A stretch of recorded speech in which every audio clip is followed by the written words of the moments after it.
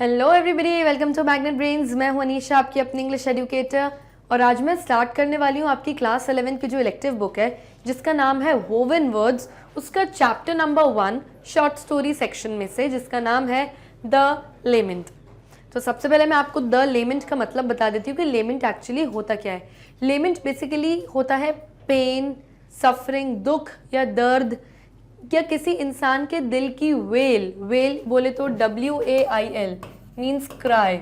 अगर किसी इंसान के अंदर कोई दुख भरा है, कोई तकलीफ भरी है जो बाहर नहीं निकल पा रही, वो किसी को बोल नहीं पा रहा, उस पेन, उस तकलीफ, उस क्राई को हम बोलते हैं lament. So before starting the chapter, let's read about the author first. The picture which you could see on my left hand side is the author. His name is Anton Chekhov. So पहले हम इनके बारे में पढ़ते हैं, then उसके बाद मैं आपको एक ओवरव्यू दूंगी चैप्टर का. Anton Chekhov, who was born in 1810. इनका बर्थ 1810 में हुआ था, जिनकी डेथ वो हुई थी वो 1904 में हुई थी. Was born in a middle class family in Russia. तो ये एक मिडिल क्लास फैमिली में पैदा हुए थे ऑथर, और कहाँ पे? रशिया में. He studied medicine eight Moscow university, और इन्होंने मेडिसिन यानी डॉक्टरी के बारे में थोड़ा मेडिसिन पढ़ा है मॉस्को यूनिवर्सिटी में. His first short story appeared in 1880 and the next 7 years he produced more than 600 stories. तो इनकी पहली जो शॉर्ट स्टोरी जो इन्होंने लिखी थी वो ईयर 1880 में आई थी, और उसके 7 साल बाद उन्होंने 600 स्टोरीज, 600 स्टोरीज और इन्होंने प्रोड्यूस करी यानी कि लिखी. He also wrote plays. ये प्लेज भी लिखते थे, जैसे थिएटर ड्रामा प्ले जैसे नहीं होता है थिएटर में, ये वैसे प्लेज भी लिखते थे, जिनमें से seagull, uncle Vanya, the 3 sisters और the cherry orchards are among the more famous ones. तो उन्होंने बहुत सारे प्लेज लिखे थे, लेकिन ये जो अभी मैंने कुछ प्लेज के नाम मेंशन किए हैं ये उनके कुछ फेमस प्लेज रह चुके हैं. The main theme of Chekhov's short stories is life's pathos. तो जो चेखोव है यानी जो आपकी ऑथर है, इनके जो शॉर्ट स्टोरीज हैं इनकी मेन थीम क्या है, यानी बेसिक इनकी थीम क्या होती है इनकी शॉर्ट स्टोरीज की? वो होती है लाइफ के पैथोस, यानी ज़िंदगी में होने वाले पैथोस. अब पैथोस क्या होता है? हो सकता है किसी की लाइफ में कोई ट्रेजेडी हो गई है जिसकी वजह से वो इंसान हमेशा बहुत सैड रहता है, लोगों को उसके ऊपर पिटी आती है यानी कि दया आती है. तो अगर किसी की लाइफ में कोई ट्रेजेडी हो गई है, दुख और दया से उसकी लाइफ भरी हुई है, तो यूजुअली इनकी स्टोरीज़ की जो मेन थीम होती है वो यही होती है. और आज जो हम स्टोरी पढ़ेंगे द लेमेंट में, वहाँ पर भी जो कैरेक्टर है इयोना, उसकी भी यही कुछ दुख और दर्द की स्टोरी है जो मैं अभी आपको बताऊँगी. So the main theme of the Chekhov's short stories is life's pathos caused by the inability of human beings to respond to. और ये जो लाइफ का दर्द है, तकलीफ है, ये क्यों कॉज हो रहा है, क्यों हो रहा है लोगों की लाइफ में? क्योंकि ह्यूमन बींग्स की इनएबिलिटी है टू रिस्पॉन्ड टू इट. क्योंकि इंसान इस चीज़ में कुछ रिस्पॉन्ड नहीं कर पा रहे हैं, समझ नहीं पा रहे कि हमारे साथ ये क्यों और कैसे हो रहा है. और इवन टू कम्युनिकेट विथ, जब इंसान इस अपने दुख और दर्द को किसी और इंसान के साथ कम्युनिकेट करके शेयर नहीं कर सकता अपना दुख और दर्द with one another. The present story illustrates this point beautifully. और ये जो प्रेजेंट स्टोरी है द लेमेंट की, जो आज हम स्टोरी पढ़ेंगे, ये इस पॉइंट को बहुत अच्छी तरीके से, बहुत सुंदरता से हमारे सामने इलस्ट्रेट करता है, यानी दर्शा के बताता है कि कैसे जो इयोना जो कैरेक्टर है आज की स्टोरी का, उसके अंदर कितना दुख, कितना दर्द और कितनी तकलीफ भरी है. और किस दर्द की तकलीफ भरी है उसके अंदर? 1 हफ्ते पहले उसके बेटे की डेथ हो गई. तो ये जो अपने सन का जो लॉस है उसके अंदर 1 हफ्ते से उसने ये अपना दुख और दर्द किसी के साथ शेयर नहीं कर पाया, और अंदर ही अंदर पी रहा है इस चीज़ को, राइट. तो ये जो दुख और दर्द है जो बाहर किसी के सामने नहीं आ पा रहा, वो लोगों को, स्ट्रेंजर्स को, अनजाने लोगों को रोक रोक कर अपने ये दर्द को शेयर करने की कोशिश कर रहा है, बट लोग उसकी सुन ही नहीं रहे, वो अपने इस दर्द को कम्युनिकेट ही नहीं कर पा रहा. तो उसके इस दर्द को कितना ब्यूटीफुली आज एक्सप्लेन करा है, इलस्ट्रेट किया है इस चैप्टर में, वो आज हम पढ़ेंगे. So let's begin with the explanation of the chapter. It is twilight. अब जो environment बताया है, जो weather बताया है, वो क्या बताया कि twilight का समय है, यानी सूरज ढलने के बाद जो हल्की हल्की येलो और ऑरेंज लाइट हो जाती है आसमान में, उसे हम ट्वाइलाइट कहते हैं. तो सांझ का या शाम का जो समय होता है उसे हम ट्वाइलाइट कहते हैं. तो शाम का समय है. A thick wet snow is slowly twirling around the newly lighted street lamps and lying in soft thin layers on roofs, on horses' backs, on people's shoulders and hats. तो twirling का मतलब समझते हैं, twirling क्या होता है? Spinning and rotating. तो यहाँ पे स्पिन और रोटेट करते हुए जब बर्फ़ नीचे की तरफ गिरती है तो उसे twirling कहते हैं। तो यहाँ कह रहे हैं कि थिक वेट स्नो, मोटी सी और बहुत ही पिघलती हुई जो स्नो है वो ऊपर से गिर रही है और ट्वर्ल होते हुए यानी इस तरीके से नीचे धरती की तरफ आ रही है। और न्यूली लाइटेड स्ट्रीट लैम्प्स यानी अभी अभी रोड पे नए स्ट्रीट लैम्प्स लगे हुए हैं, तो उस पर क्या हो रहा है, उसके सामने से ऐसे जो लाइट की जो रिफ्लेक्शन उसके सामने से ऐसे स्नो आते हुए दिख रही है और सॉफ्ट थिन लेयर्स में दिख रही है। और ये जो स्नो है, क्योंकि स्नो दिखाई जा रही है इस वक्त यहाँ पे, तो जो स्नो है वो कहाँ कहाँ बैठ गई है? रूफ्स पे, यानी लोगों की घर की छतों पे स्नो जम गई है। ऑन हॉर्सेस बैक्स, जो घोड़ा गाड़ियों के घोड़े खड़े हैं उनकी पीठ पे पूरी स्नो जम गई है। पीपल्स शोल्डर्स, लोगों के कंधों पे पूरी बर्फ़ जम गई है। और हैट्स, लोगों ने जो वहाँ पे हैट्स पहनी हुई है वहाँ पर भी थिन लेयर ऑफ स्नो जम गई है। तो इस तरीके का कुछ इन्वायरमेंट दिखाया जा रहा है हमें यहाँ पे स्टोरी में।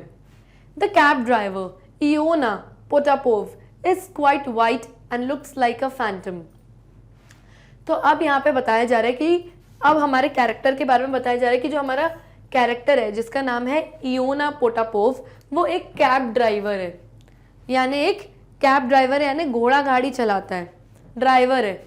और वो काफ़ी ज़्यादा वाइट कलर का दिख रहा है, यानी इतनी ठंड पड़ रही है, इतनी बर्फ़ गिर रही है कि वो लिटरली वाइट कलर का हो गया और एक फैंटम जैसा दिखाई पड़ रहा है, यानी घोस्ट भूत जैसा दिख रहा है। ठंड में वाइट कलर का हो गया और बर्फ़ भी इसके चेहरे पे, उसके आई लैशेस पे जम गई है, तो वो भूत जैसा दिख रहा है।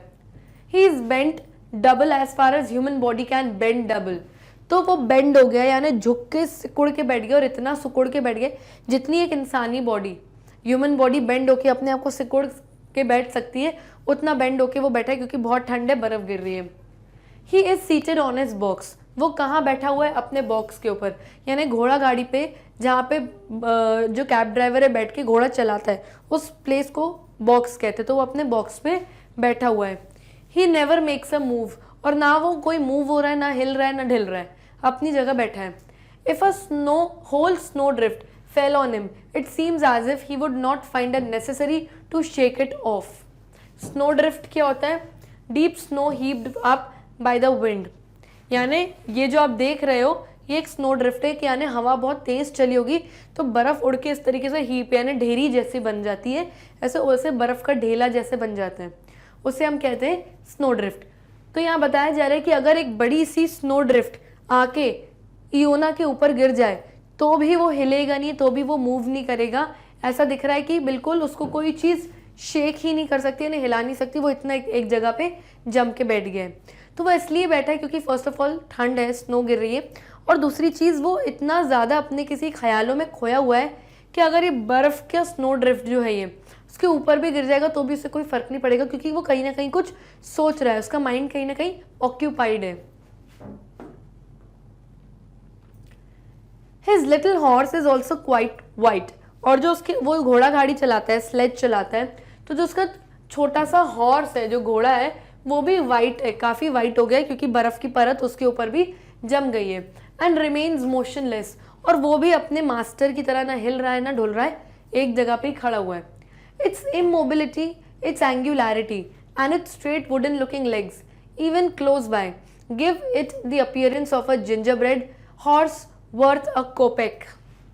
इमोबिलिटी का मतलब क्या होता है?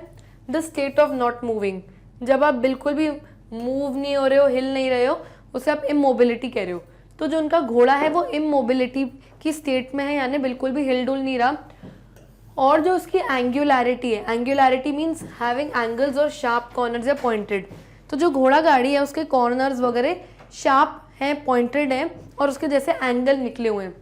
And its straight wooden looking legs, यानी घोड़े के जो टांगे हैं, लंबी टांगे हैं, स्ट्रेट हैं और ऐसा लग रहा है कि लकड़ी की बनी हुई हैं। और जब आप क्लोज यानी पास से जाके देखोगे तो आपको एक ऐसा अपीयरेंस दिखेगा, आपको उसको देख के एक ऐसा दृश्य दिखेगा जैसे कि कोई जिंजर ब्रेड है, यानी कि जो हॉर्स है वो जिंजर ब्रेड है, यानी cake made of ginger flavour. Ginger यानी कि अदरक, ब्राउनिश कलर का। तो बोला अगर आप पास जाके देखोगे तो आपको ऐसा लगेगा कि जिंजर ब्रेड हॉर्स है, यानी घोड़ा जो है एक ऐसे जिंजर फ्लेवर के ब्राउनिश कलर का केक के फ्लेवर का बना हुआ है, आपको ऐसा लगेगा। वर्थ अ कॉपेक यानी, और उसकी कीमत होगी 1 कॉपेक। कॉपेक यानी monetary unit of Russia, Russia की जो करेंसी होती है, मॉनेटरी यूनिट होती है, उस समय में जो थी वो कोपेक थी। ओके, तो ऐसा लगेगा कि आपको घोड़ा दिख रहा है और जिंजर फ्लेवर के केक का घोड़ा है जिसकी कीमत कोपेक है, यानी 1 कोपेक, रशिया की currency. It is no doubt plunged in deep thought. Plunged का मतलब क्या होता है? स्टक, यानी चिपका होना कहीं पर। तो ऑथर बोलते हैं कि इसमें कोई डाउट, कोई शंका की बात नहीं है कि जो इयोना है, जो कैब ड्राइवर है, वो डीप थॉट्स में, गहरे विचारों में प्लंज है, यानी चिपका हुआ है, कहीं ना कहीं उसके दिमाग में कुछ ना कुछ डीप थॉट्स चल रहे हैं। If you were snatched from the plow, from your usual grey surroundings, and were thrown into this slow, full of monstrous lights, unceasing noise and hurrying people, you too would find it difficult not to think. Slow का मतलब क्या होता है? A hollow field filled with mud. एक गड्ढा जमीन में, field में जो बहुत ज्यादा मड से भरा हुआ है, इसको हिंदी में बोलते हैं दलदल। अनसीजिंग का मतलब क्या होता है? कंटिन्यूस, जो चीज कंटिन्यूस आ रही। तो अगर अनसीजिंग नॉइस की बात हुई है तो कंटिन्यूस शोर आ रहा है, आवाज आ रही है और रुक नहीं रहा ये शोर। तो यहाँ पर बोला जा रहा है कि अगर आपको आपकी कंफर्ट जोन से स्नैच करेंगे, हम निकालेंगे, आपकी सराउंडिंग्स में से आपको निकाल देंगे और आपको एक स्लो में यानी एक दलदल में फेंक देंगे जहाँ पे बहुत मॉन्स्ट्रस लाइट्स यानी भूतिया लाइट्स आपको दिखाई आ रही हैं, और हरीइंग पीपल यानी भागते हुए दौड़ते हुए लोगों की, जो जल्दबाजी में भाग रहे हैं, दौड़ रहे हैं, अगर आपको उनका नॉइस सुनाई दे, कंटिन्यूस उनका नॉइस सुनाई दे, तो इस सिचुएशन में आपके लिए भी डिफिकल्ट होगा कि आप नॉट टू थिंक यानी आप सोच नहीं पाओ कुछ। अगर ये सिचुएशन में आपको मैं डाल दूं, ऑथर कहते हैं, तो आपके लिए भी बहुत डिफिकल्ट होगा कि आप कुछ ना सोचो, आपके दिमाग में थॉट्स ही नहीं आएंगे। लेकिन हमारा जो ये कैब ड्राइवर है, इतनी ठंड पड़ रही है, लोग आ रहे हैं जा रहे हैं, इतनी आवाज़ हो रही है, लेकिन फिर भी वो अपने डीप ख्यालों में खोया हुआ है। उसके ऊपर स्नो ड्रिफ्ट गिर जाएगी तो भी उससे कोई फर्क नहीं पड़ेगा। तो इतने डीप ख्यालों में हमारा कैब ड्राइवर इयोना पोटापोव जो है वो खोया हुआ है। Iona and his little horse have not moved from their place for a long while. तो जो इयोना है और उसका जो छोटा सा घोड़ा है वो अपनी जगह से बहुत देर से, फॉर अ लॉन्ग वाइल यानी काफ़ी देर से हिले ही नहीं, एक जगह पे खड़े हुए हैं। They left their yard before dinner and up to now not a fare. तो डिनर खाने से पहले उन्होंने कब का अपना यार्ड, अपना अस्तबल, जो अपना ग्राउंड है वो छोड़ दिया था कि भाई जाएंगे घोड़ा गाड़ी लेके कुछ कमाएंगे, लेकिन अप टू नाउ, अब तक नॉट अ फेयर यानी एक भी पैसेंजर, एक भी सवारी उनको नहीं मिली अभी तक। The evening mist is descending over the town, the white lights of the lamp are replacing brighter rays. Mist का मतलब क्या होता है? फॉग यानी धुंध। तो बोल रहे हैं अब इवनिंग, अब शाम का समय हो रहा है और जो मिस्ट है, जो ठंड की फॉग है, वो अब धीरे धीरे नीचे की तरफ, धरती की तरफ आ रही है। और जो लैम्प्स की लाइट्स हैं, भाई जो लैंप जल रहे हैं रोड पे, जो उनकी वाइट लाइट्स हैं वो ब्राइटर होती जा रही हैं। यानी कि दिन में अगर मैं लाइट ऑन कर दूं रोड की स्ट्रीट लाइट्स तो इतनी ज़्यादा दिखेगा भी नहीं कि लाइट ऑन है, लेकिन जैसे जैसे शाम होगी और जैसे जैसे ठंड का टाइम है तो मतलब जैसे धुंध और फॉग नीचे तरफ आता जाएगा तो जो लैंप की लाइट्स है वो ब्राइट होती जाएंगी, यानी आपको दिखेगा कि लाइट बहुत तेज़ हो रही है। तो वो चीज़ हो रही थी। And the hubbub of the street is getting louder. Hubbub का मतलब क्या होता है? Noise caused by crowd of people. Crowd यानी बहुत ज़्यादा जो भीड़ भड़का है लोगों का, जो उसकी आवाज़ होती है, शोर गुल्ला होता है, उसे हम कहते हैं हबब। तो वो कह रहे हैं कि अब जो स्ट्रीट है, जो सड़कें हैं, उन पे जो घूमने वाले लोग हैं, उनकी आवाज़, उनका हबब, जो नॉइज़ है वो भी काफ़ी तेज़ होता जा रहा है। क्या भी फॉर अ विबॉग वे। तो अब एक सवारी मिलती है, किसको? इयोना को, और वो बोलता है कैबी। कैबी यानी कैब ड्राइवर। विबॉर्ग वे, क्या विबॉर्ग वे की तरफ चलोगे? सडनली हियर्स इयोना, और सडनली इयोना ने सुना कि कोई उसको बोलता है कैबी चलो विबॉर्ग वे चलोगे। कैबी, अभी कैबी का मतलब मैंने अभी आपको बताई दिया, एक taxi driver. Iona jumps and through his snow covered eyelashes sees an officer in a great coat. तो इयोना एकदम से उठ के खड़ा हुआ और उसने अपनी स्नो कवर्ड आई लैशेस, जो उसकी आंखों की पलकें हैं उस पर बर्फ जम गई थी, उससे उसने देखा कि एक ऑफिसर ने उससे पूछा है विबॉर्ग वे जाने के लिए। और ऑफिसर ने क्या पहना हुआ है? ग्रेट कोट, यानी अ लॉन्ग हैवी कोट, एक लंबा सा भारी कोट जो यूजुअली लोग स्नोफॉल या ठंड के टाइम पहनते हैं। With his hood over his head, और वो जो कोट है उसके अंदर एक हुड, एक टोपी अटैच्ड है, वो भी उसने अपने सर पे बिल्कुल ऐसे पहन के कवर किया हुआ है सोल्जर ने अपने आप को, ऑफिसर ने। विबॉर्ग वे, द ऑफिसर रिपीट्स, फिर ऑफिसर ने फिर से रिपीट किया विबॉर्ग वे, चलोगे विबॉर्ग वे, वो रिपीट करता है ऑफिसर। Are you asleep? हाँ, विबॉर्ग वे, फिर से उसने रिपीट किया कि सो रहे हो क्या? विबॉर्ग वे, हाँ, चलोगे कि नहीं बताओ। With a nod of assent Iona picks up the reins, तो इयोना ने नॉड किया कि ओके, कि हाँ मैं चलूंगा। With a nod of assent, assent means the expression to agree something, जब आप ऐसा एक्सप्रेशन दिखा रहे हो अपना कि आप किसी की बात एग्री कर रहे हो, मान रहे हो, तो उस एक्सप्रेशन से नॉड किया, यानी मुंडी हिला दी अपनी इयोना ने कि हाँ मैं चलूंगा। और फिर उसने अपनी रेन्स उठा ली। रेन्स क्या होता है? जो घोड़ा गाड़ी पे जो ये जो इस तरीके से बंधा हुआ रहता है घोड़ा, और उसकी नाल जो उसके हाथ में रहती है, कैब ड्राइवर कैबी के हाथ में, उसको हम कहते हैं। तो उसने अपनी रेन्स उठा ली कि चलो बैठो, ले चलता हूँ तुम्हें Vyborg way. In the consequence of which layers of snow slip over the horse's back and neck, और उसके जैसे उसने अपनी रेन्स उठाई तो उस वजह से जो घोड़े की बैक पे और नेक पे जितना भी स्नो जमी हुई थी वो स्लिप होके नीचे गिर जाती है। The officer seats himself in the slay, और ऑफिसर स्ले के अंदर बैठ जाते हैं, यानी इस तरीके से यहाँ पे ऑफिसर यहाँ पे बैठ जाता है। The cab driver smacks his lips to encourage the horse, smacks का मतलब क्या होता है? ब्लो। तो जैसे घोड़ा चलाते वक्त अपन बोलते हैं ना, या फिर मुंह से कुछ अपने लिप्स की या फिर कुछ इस तरीके से आवाज निकालते कि घोड़ा फटाफट उठता है और अपने इस इंस्ट्रक्शन को समझता है कि हाँ मुझे चलना है। तो इस तरीके से उसने अपने लिप्स स्मैक किए इयोना ने, और उसने क्या किया? Stretches out it's neck like a sworn, एक स्वॉन की तरह अपनी नेक उसने स्ट्रेच करी कि चलो, ऐसे करा उसने अपने हॉर्स को। सिट, सब अच्छे से उठ के बैठ गया Iona. More from habit than necessity brandishes his whip, brandishes का मतलब क्या होता है? वेव करना, यानी कुछ हाथ में चीज लेके उसको वेव करना यानी हिलाना।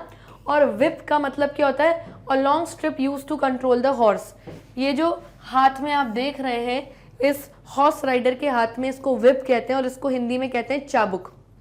ओके, तो ये चाबुक यूजुअली क्यों यूज होता है? हॉर्स को कंट्रोल करने के लिए।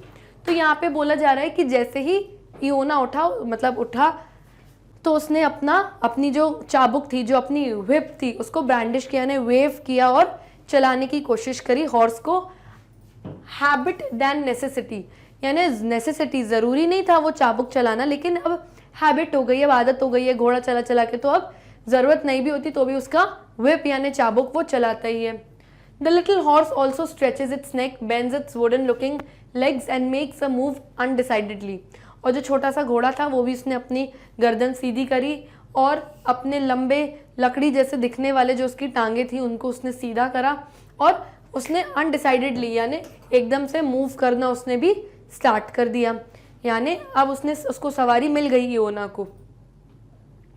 What are you doing, werewolf? Is the exclamation Iona hears from the dark mass moving to and fro as soon as they have started. तो as soon as they have started, जैसे ही उन्होंने घोड़ा गाड़ी चलाना start करी इयोना ने, उसको आवाज आई बहुत जोर से, किसी ने उसको गाली बकी, What are you doing, werewolf? अरे भेड़िए क्या कर रहे हैं तू? इस तरीके से उसको किसी ने गाली दी, चिल्लाया। किसने? ऑफिसर ने, क्योंकि शायद वो ठीक से चला नहीं रहा था। Where the devil you are going? अरे डेविल कहाँ जा रहा है तू? To the right, तो डर के क्या बोला उसने? मैं राइट की तरफ, राइट डायरेक्शन की तरफ मैं जा रहा हूँ। You do not know how to drive? Officer ने उसको चिल्लाया, तुम्हें चलाना नहीं आती क्या गाड़ी? Keep to the right, right के डायरेक्शन में चलो। Calls the officer angrily, तो ऑफिसर ने गुस्से में उसको बोला कि राइट की तरफ चलो, ये कैसे चला रहे हो गाड़ी भाई? A coachman from a private carriage swears at him. Coachman का मतलब क्या होता है? Driver of a horse carriage. घोड़ा गाड़ी का ड्राइवर, उसको कोचमैन कहते हैं। तो एक दूसरा कोचमैन जो सामने से आ रहा था उसने उसकी तरफ स्वेयर्स किया, यानी to use bad language out of anger. अब इयोना ठीक से चला नहीं रहा था, राइट के डायरेक्शन में भी नहीं चला रहा था, तो जो ऑपोजिट डायरेक्शन से दूसरे घोड़े गाड़ी का ड्राइवर आ रहा था उसने उसको गुस्से में से देखते हुए, गाली बकते हुए और साइड से निकला कि भाई कैसे चला रहा है। ओके, अब पासर बाय यानी जो पास से निकल रहा है, who has run across the road and rubbed his shoulder against the horse's nose, looks at him furiously। अब एक दूसरा पासर बाय, एक दूसरा आदमी साइड से निकलता है, वो साइड से निकल रहा है लेकिन ये डायरेक्शन सही में नहीं चल रहा था इयोना, तो जो घोड़े की नाक थी वो उसके शोल्डर से रब होते हुए निकल गई पास से निकलते हुए इंसान की। तो उसने भी उसको फ्यूरियसली यानी बहुत एंग्रीली गुस्से में देखा। As he sweeps the snow from his sleeves, sweeps का मतलब स्क्रब्स यानी रब करके निकलना। तो घोड़े ने अपनी नाक पे लगी हुई स्नो पूरी रब करी एक इंसान जो पास से निकल रहा था उसके शोल्डर से। तो वो आदमी भी बहुत गुस्से में फ्यूरियसली इयोना को देख रहा था कि कैसे चला रहा है, संभाल अपने घोड़े को। Iona shifts about on the seat as if he were on the needles. तो इयोना जहां जिस सीट पे बैठा हुआ था वो ढंग से बैठ भी नहीं रहा था वहां पे, वो इधर शिफ्ट हो रहा था, कभी उधर शिफ्ट हो रहा था, और ऐसे शिफ्ट हो रहा था जैसे नीडल्स, सुइयां लगी हों उसकी सीट में, और इस तरीके से वो मतलब अनकंफर्टेबली बैठा हुआ था बहुत। Moves his elbows as if he were trying to keep his equilibrium. Equilibrium का मतलब क्या होता है? अ काम स्टेट ऑफ माइंड। जब आप अपना दिमाग शांत रखने की कोशिश कर रहे हो और बैलेंस रखने की कोशिश कर रहे हो, उसे हम कहते हैं इक्विलिब्रियम। तो वो बार बार अपने एल्बोज, अपने ये जो पोर्शन है ऐसे रखने की कोशिश कर रहा था जैसे वो कोई चीज़ बैलेंस कर रहा है और अपना माइंड जो है काम, शांत रखने की कोशिश कर रहा है। And gasps about like someone suffocating. Gasps का मतलब क्या होता है? Take deep breath with an open mouth. जब आप गहरी सांसें लो और आपका मुंह इस तरीके से खुला रहता है, तो वो जो इस तरीके से वो ब्रीथ कर रहा था जैसे कि वो सफोकेट हो रहा है, यानी कि उसको घुटन हो रही है कहीं ना कहीं अंदर। Who does not understand why and wherefore he is there. और उसे समझ ही नहीं आ रहा था मैं क्यों और यहाँ पर क्यों हूँ, मैं कहाँ जा रहा हूँ, उसको माइंड में कुछ समझ में नहीं आ रहा था इयोना को। What scoundrels they all are, jokes the officer. One would think they had all entered into an agreement to jostle you or fall under your horse. तो अब हंसते हुए ऑफिसर क्या बोलता है, जोक मारता है, मजाक करता है और बोलता है कि जितने भी लोग एकदम तुम्हारे सामने आ रहे हैं, कोई टकराते हुए बच रहा है, ये सब कितने स्काउंड्रल्स हैं, कितने रास्कल्स हैं, कितने बेवकूफ़ हैं। और ऐसा लगता है कि इन्होंने लगता है कोई एग्रीमेंट साइन कर दिया है कि आज सारे के सारे तुम्हारे घोड़े के नीचे ही आके जॉसल करेंगे यानी बम्प करेंगे, सब आज तुम्हारी घोड़ा गाड़ी में आकर टकराएंगे और तुम्हारी गाड़ी के नीचे मरने का सबने लगता है कोई आज एग्रीमेंट ही साइन कर दिया है। Iona looks around at the officer and moves his lips. Iona पीछे मुड़ के, अब तो घोड़ा गाड़ी चला रहा है, पीछे मुड़ के ऑफिसर को देखता है और धीरे से अपने लिप्स मूव करता है। ये लिप्स वो अपने क्यों मूव कर रहा है? शायद वो धीरे से कुछ बोलना चाह रहा है ऑफिसर को, जो उसके मन की कोई बात है जो अंदर ही अंदर शायद उसको खा रही है। He evidently wants to say something, but the only sound that issues is a snuffle.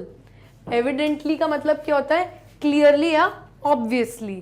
और snuffle का मतलब क्या होता है? Breathe noisily through the nose due to cold or crying। तो आप नाक से जब सांस लेते हो तो क्योंकि आपकी नोज अंदर से ब्लॉक्ड रहती है, क्योंकि हो सकता है आपको कोल्ड हो रही है, ठंड हो रही है, या आप अंदर ही अंदर रो रहे हो जिस वजह से नाक से आप आवाज़ लेके ब्रीथ कर रहे हो, दैट इज स्नफल।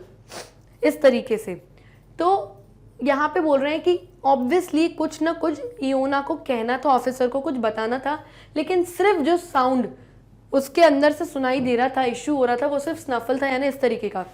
वो शायद अंदर ही अंदर रो रहा था, कुछ बोलना चाह रहा था ऑफिसर को। What asks the officer. तो ऑफिसर बोलता है क्या हो गया? Iona twists her mouth into a smile and with an effort says hoarsely. Hoarsely का मतलब क्या होता है? In a rough voice due to sore throat. जब आप खरखराहट वाली आवाज़ से बात करते हो किसी से, क्योंकि आपका थ्रोट अंदर सोर है यानी गला अंदर पूरा सूखा हुआ है, उसे हॉर्सली कहते हैं। तो उसने अपना धीरे से इसे स्माइल करी और खराश वाली सूखे गले वाली आवाज़ से उसने बोला, माई सन बैरन डाइड दिस वीक। तो उसने ऑफिसर को बताया कि मेरा जो बेटा है उसका नाम बैरन था, डाइड दिस वीक, इस हफ्ते उसकी डेथ हो गई। What did he die of? तो ऑफिसर कहता है ओके, किस वजह से मरा तुम्हारा बेटा?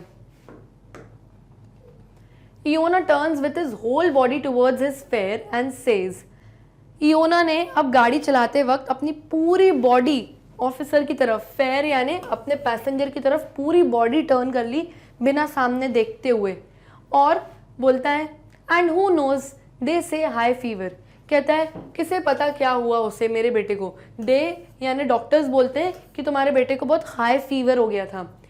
ही was 3 days in the hospital and then died, God's will be done. तो वो बोलता है कि मेरा बेटा 3 दिन हॉस्पिटल में था और फिर उसकी डेथ हो गई। गॉड्स विल बी डन यानी भगवान की जो मर्जी थी, बी डन वही हुआ। Turn round the devil sounds from the darkness, तो कहते हैं अरे राक्षस, टर्न अराउंड यानी सामने देख, यानी वो गालियां बक रहा था ऑफिसर इयोना को कि सामने देखो, क्योंकि वो पूरा ही टर्न हो गया तो सामने देख ही नहीं रहा था गाड़ी चलाते वक्त। तो कहता है सामने देखो, have you popped of old doggy, हाँ यूज योर आइज।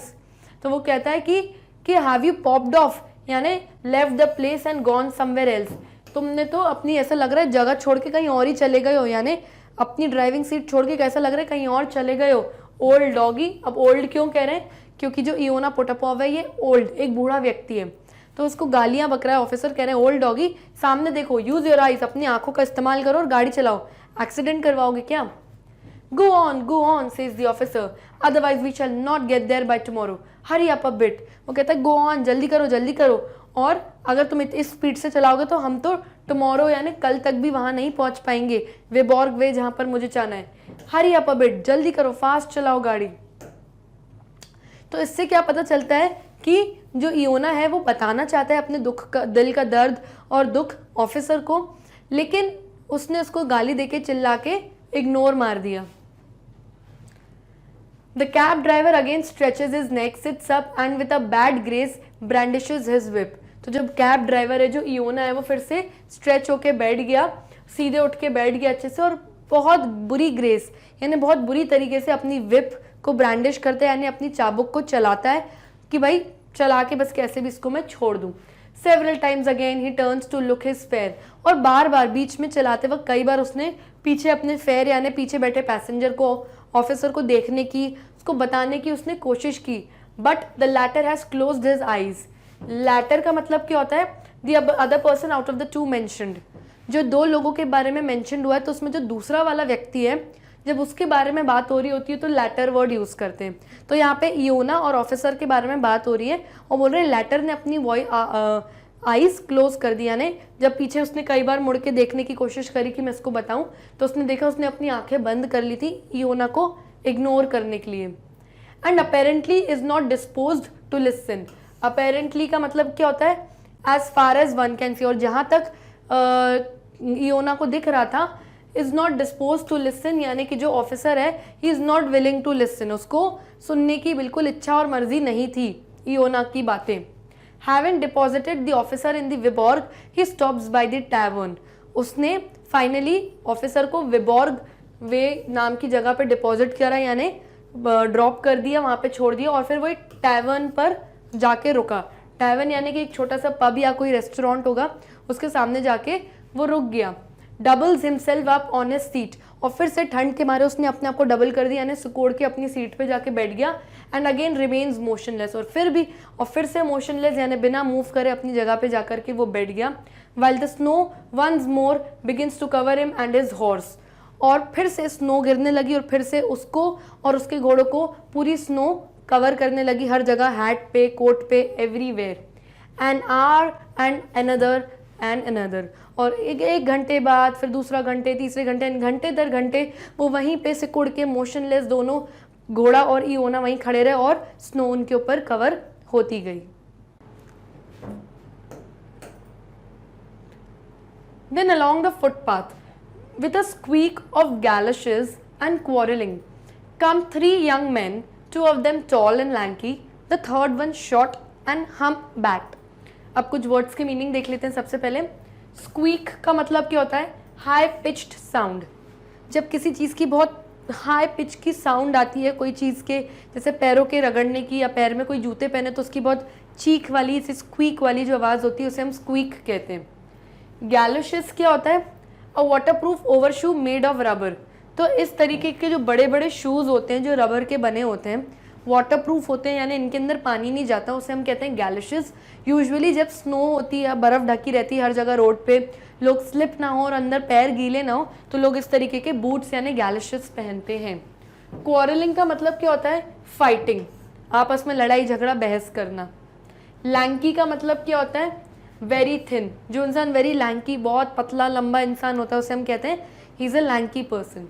अब देखते हैं, तो अब पहला जो फेयर मिला इयोना को, जो पहला पैसेंजर मिला, वो तो एक ऑफिसर था और उसको उसने अपने दिल की बात, अपने सन के डेथ की बात जो है बताने की, शेयर करने की कोशिश करी, पर उसने तो इसको गालियां दे दी और चिल्ला के बस बोला मुझे जहाँ छोड़ना है वेबॉर्ग वे पे वहाँ छोड़ो और मुझे नहीं सुनना तुम्हारी बात, इग्नोर कर दिया। अब दूसरे फेयर कौन होते हैं इसकी गाड़ी में जो बैठेंगे वो देखते हैं। फिर उसने देखा कि फुटपाथ के साइड से एक गैलिशेस यानी इस तरीके के जूतों की बहुत तेज़ स्क्वीक की आवाज़ आई और क्वारलिंग यानी आपस में फाइट करते हुए, लड़ते झगड़ते हुए 3 यंग मैन आए। 3 यंग लोग आए जो आपस में लड़ते झगड़ते आए। उनमें से जो 2 थे वो काफ़ी टॉल और लैंकी थे, यानी उनमें से 2 लंबे और काफ़ी पतले थे, और जो थर्ड वन था, जो तीसरा बंदा था, वो शॉर्ट यानी कम हाइट का था और हम्प बैक था। हम्प बैक यानी जिसका इस तरीके से कुबड़ निकला रहता है उसे हम हम्प बैक कहते हैं। तो थर्ड पर्सन इस टाइप का था। Cabby to the police bridge in a cracked voice calls the hump back.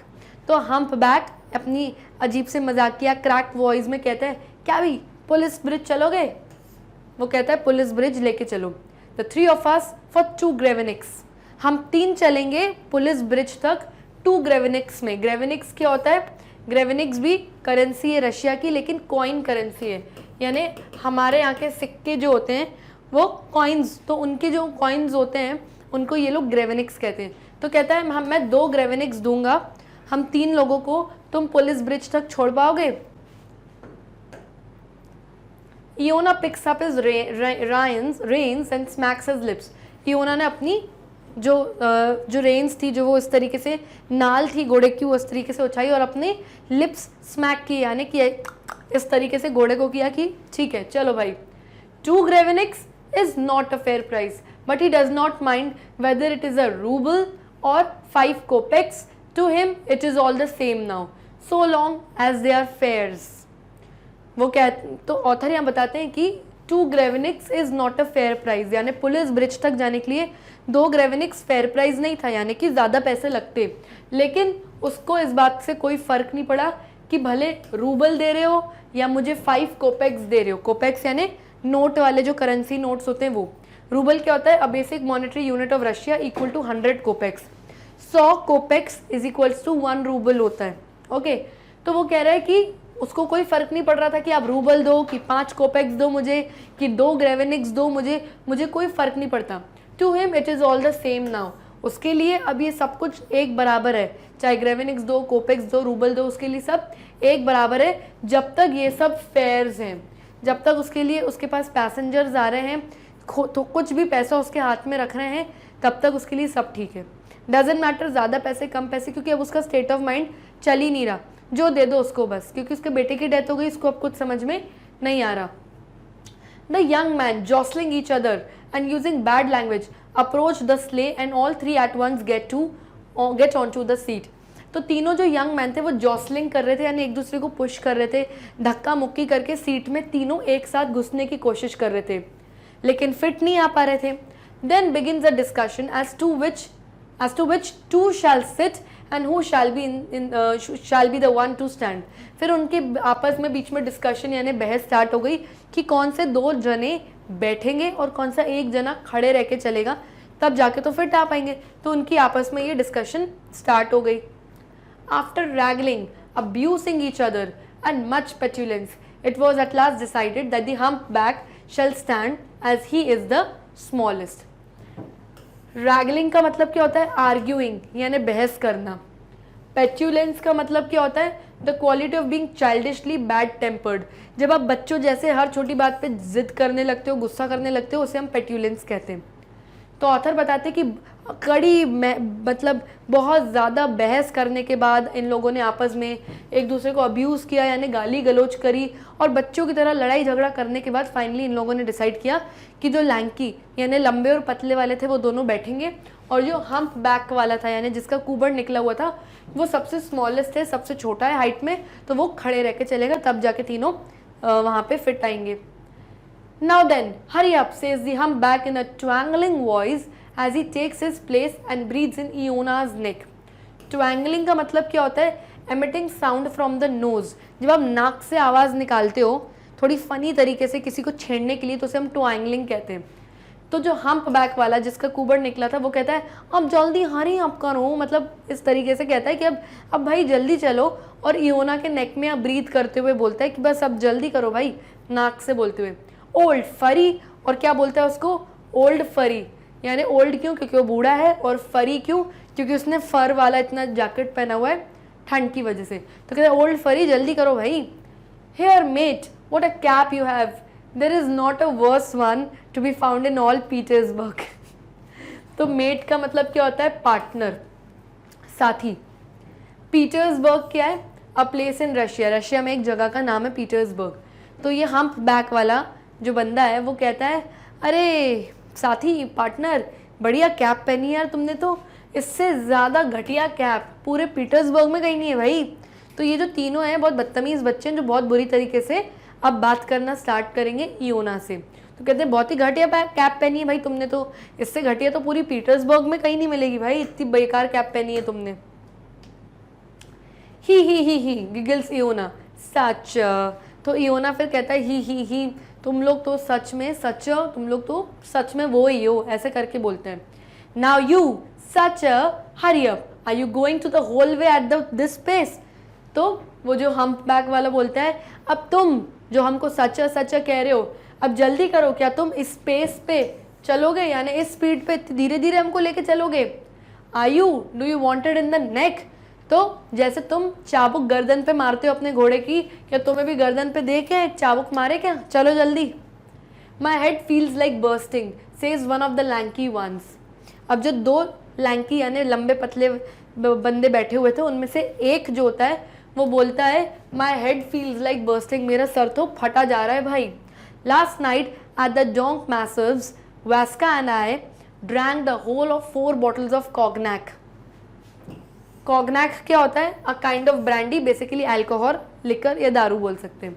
तो वो एक पतला वाला बोलता है कि मैंने और वास्का यानी दूसरे पतले वाले बंदे ने, हम दोनों ने पिछली रात को डोंक मैसर्स नाम के रेस्टोरेंट में, पब में हमने 4 बॉटल कॉग्नैक पी ली, तो इसलिए अब मेरा सर बहुत ज़्यादा फटा जा रहा है। I don't understand what you lie for, says the other lanky one angrily. You lie like a brute. Brute का मतलब क्या होता है? एन एनिमल और अ बीस्ट, एक जानवर की तरह या फिर एक हैवान। तो दूसरा पतला वाला वास्का होता है वो बोलता है कि क्यों झूठ बोल रहे हो यार, तुम कितना झूठ बोल रहे हो, मुझे समझ में नहीं आता कि तुम इतना झूठ कैसे बोलते हो, और तुम एक ब्रूट, एक जानवर की तरह झूठ बोल रहे हो यार। God strike me, it's the truth. तो जिसने बोला था कि हमने 4 बॉटल कॉग्नैक पी ली, वो कहता है गॉड स्ट्राइक मी, भगवान मुझे उठा ले अगर मैं झूठ बोलूँ तो। इट्स ट्रूथ, सच बात है, हम लोगों ने 4 बॉटल पी ली थी, अब सर फट रहा है हमारा भाई। It's as much the truth as the loose cuffs. Okay, loose का मतलब क्या होता है? Insects that live on animal skin, जो बड़े बड़े जानवरों की स्किन पे, बॉडी पे छोटे छोटे कीड़े रहते हैं ना, टिक्स टाइप के, उन्हें हम कहते हैं लूज। तो वो जो दूसरा पतला वाला होता है वो कहता है तुम तो इतना सच बोल रहे हो, इतना ट्रूथ बोल रहे हो, उस सच के बराबर है तुम्हारी बात जितना एक इंसेक्ट कफ करता है यानी खांसता है। तो अब इंसेक्ट तो कभी खांसता है नहीं, ये तो मतलब झूठ, मतलब कभी खांसते हुए किसी ने ना उनको देखा है ना सुना है। तो वो कहता है तुम इतना सच बोल रहे हो जितना एक इंसेक्ट खांसता है, और किसी ने इंसेक्ट को खांसते हुए देखा ही नहीं, तो टॉन्ट मार रहा था उसको। ही ग्रिन्स इयोना। तो इयोना उनकी बातें सुन के ऐसे ग्रिन करता है ना, दांत दिखा के ही करके ऐसे हंसता है। व्हाट गे यंग जेंटलमैन, कहते तुम लोग कितने गे यंग जेंटलमैन हो भाई। Pshaw go to the devil, says the humpback indignantly. Indignantly माने एंग्रीली, गुस्से में। तो जो हम्पबैक यानी जिसका कुबड़ निकला होता है वो गुस्से में बोलता है शॉ, मतलब एक तरीके से गाली बकता है, उसको इंसल्ट करते बोलता है गो टू द डेविल, राक्षस के पास चले जाओ तुम, ज़्यादा हंसी आ रही है मेरे ऊपर तुम्हें, चलाओ अपनी घोड़ा गाड़ी चुपचाप। Are you going to get on or not, you old pest. Pest यानी कि एन अनोइंग पर्सन। वैसे पेस्ट का मतलब होता है कीड़ा, लेकिन यहाँ पे पेस्ट का मीनिंग है एक अनोइंग पर्सन, एक ऐसा इंसान जो आपको बहुत अनॉय कर रहा है, इरिटेट कर रहा है। तो वो हम्प बैक वाला बोलता है कि तुम चलोगे कि नहीं चलोगे पुलिस ब्रिज तक हमें छोड़ने, you old pest, you annoying person, is that the way to drive, use the whip a bit, go on devil go on, give it to him well। तो वो कहता है कि क्या ये तरीका है ड्राइव करने का, ऐसे चलाते हैं, यूज योर whip यानी अपना चाबुक चलाओ, तेज मारो घोड़े को, जल्दी चल डेविल जल्दी चलो, give it to him well. Him यानी कि वो उसके हॉर्स के लिए बोल रहा है कि हॉर्स को अच्छा मारो चाबुक और चलो, इतनी धीरे धीरे चलती, कोई तरीका है ड्राइव करने का। इयोना feels at his back the little man wriggling and the tremble in his voice। wriggling का मतलब क्या होता है, twist and turns with quick movements। अब इयोना बैठा हुआ है, घोड़ा चला रहा है, उसके जस्ट पीछे ये हम्पबैक वाला खड़ा हुआ है। तो इयोना अपने पीछे फील कर रहा है कि वो हिल रहा है, ढुल रहा है, बहुत तेज तेज बातें कर रहा है, तो पूरा अपनी पीठ पे वो फील कर रहा है किस तरीके से वो तेज तेज मूव कर रहा है। He listens to the insults hurled at him। hurled मतलब थ्रोन। वो बिल्कुल जस्ट अपने पीछे से हम बैक उसके पीछे खड़ा हुआ है, तो वो बिल्कुल यहीं से सुन रहा है कि कितनी इंसल्ट ये लोग इस बेचारे के ऊपर फेंक रहे हैं, योना के ऊपर कितनी इसकी बेइज्जती कर रहे हैं। Sees the people and little by little the feeling of loneliness leaves him। और आस पास वो लोगों को देखता है, पीछे फेयर्स यानी पैसेंजर्स बैठे हुए हैं, और धीरे धीरे जो लोनलीनेस थी उसके अंदर की, अकेलापन था अपने बेटे को खोने के बाद, लीव्स हिम यानी धीरे धीरे डिक्रीज हो गया, वो कम हो गया, क्योंकि वो थोड़ा सा हंसा ही करके, भले ये लोग इसकी इंसल्ट कर रहे हैं फिर भी आसपास उसने कुछ लोग देखे, कुछ लोग भले इससे बात कर रहे हैं, इंसल्ट कर रहे हैं, लेकिन कहीं ना कहीं उसकी लोनलीनेस थोड़ी सी कम हो गई कि चलो ठीक है कोई बात करने के लिए है। The humpback goes on swearing until he gets mixed up in some elaborate 6-foot oath और chokes with coughing। Swearing का मतलब क्या होता है, continuous use of offensive language। तो जो ये humpback वाला जो कुबड़ निकला हुआ बंदा था, वो कंटिन्यूसली ऑफेंसिव लैंग्वेज यानी गंदी अब्यूजिव लैंग्वेज यूज़ करता रहा और तब तक करता रहा जब तक उसका गला थोड़ा सा चोक नहीं हो गया, खरखराश नहीं हो गई और उसको कफिंग यानी बहुत तेज तेज खांसी स्टार्ट हो गई, तब तक वो इस तरीके की बुरी लैंग्वेज बोलता रहा। The lankies began to talk about a certain Nadezhda पेट्रोवना।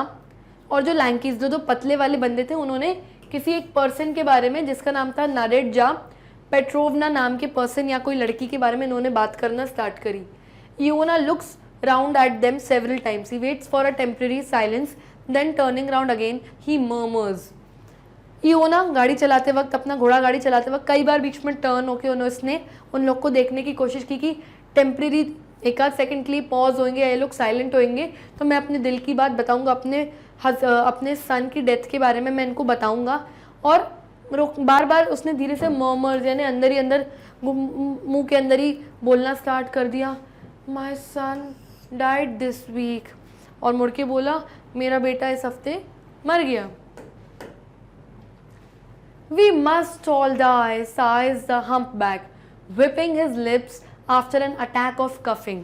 अब जो humpback वाला है वो काफ़ी देर से उसके ऊपर जैसे खांसी ने अटैक कर लिया था, तो बहुत देर से खांसते हुए फिर उसने अपना मुंह पोंछते हुए वाइप करते हुए उसने साय किया ने ऐसे किया, हाँ वी मस्ट ऑल डाई, हम सबको मरना है एक दिन भाई, नाउ हरी अप, और अब भाई तुम जल्दी चलाओ अपनी गाड़ी भाई। Gentleman I really can not go any farther like this, when will we get us there. तो ये हम्पबैक ये पतले वालों से बोलता है, लैंकीज से बोलता है कि अरे भाई ये कितनी धीरे चला रहा है, हम कब पहुंचेंगे, ऐसे तो हम कभी भी नहीं पहुंचेंगे, ये कब पहुंचाएगा हमें वहां पर। Well just you stimulate him a little in the neck. तो लैंकीज वाले बोलते हैं इसको थोड़ा सा नेक पे स्टिमुलेट करो, यानी हवा मारो उसके नेक पे, थोड़ा उसको स्टिमुलेट करो, एक्टिव करो तो जल्दी चलाए शायद। तो ये लोग मस्ती मजाक करने लगे आपस में। You old paste, do you here, I'll bone your neck for you. If you treated the like of you with ceremony, one would have to go on foot। तो अब ये humpback यानी कुबड़ निकला हुआ बंदा बोलता है, You old pest यानी तुम annoying person, irritating person, क्या तुम सुन रहे हो हमारी बात? I'll bone your neck for you यानी मैं तुम्हारी गर्दन की बोन तोड़ दूंगा, अगर तुम हमको इतनी धीरे धीरे ट्रीट करोगे, इतनी धीरे धीरे लेके चलोगे, इस तरीके से अगर तुम चलोगे तो एक इंसान तो भैया अपने फुट पे यानी पैदल चल के ही निकल जाए, इतनी धीरे चल रहे हो। Do you hear old serpent Gorynych. तो वो कह रहे सुन रहे हो तुम हमारी बात की नहीं, बूढ़े सांप, और उसको गाली बक रहे हैं, इयोना को अब्यूज़ कर रहे हैं।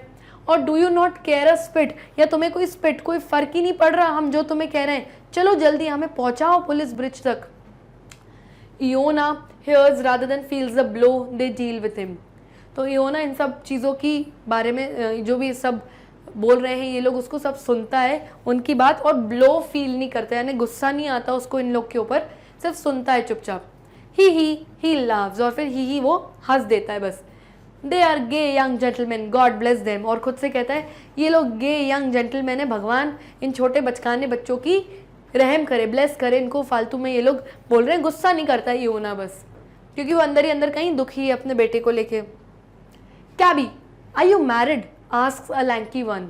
तो दो पतलों में से एक पतला पूछता है कैबी सुनो, इयोना को बोलता है शादी हो गई तुम्हारी। आए, इयोना कहता है मैं, मेरी। ही गे young gentleman now I have only a wife and the moist ground. तो वो बताता है उनको कि हाँ मेरी शादी हो चुकी है, मेरी एक वाइफ है और मेरा एक मॉइस्ट ग्राउंड है।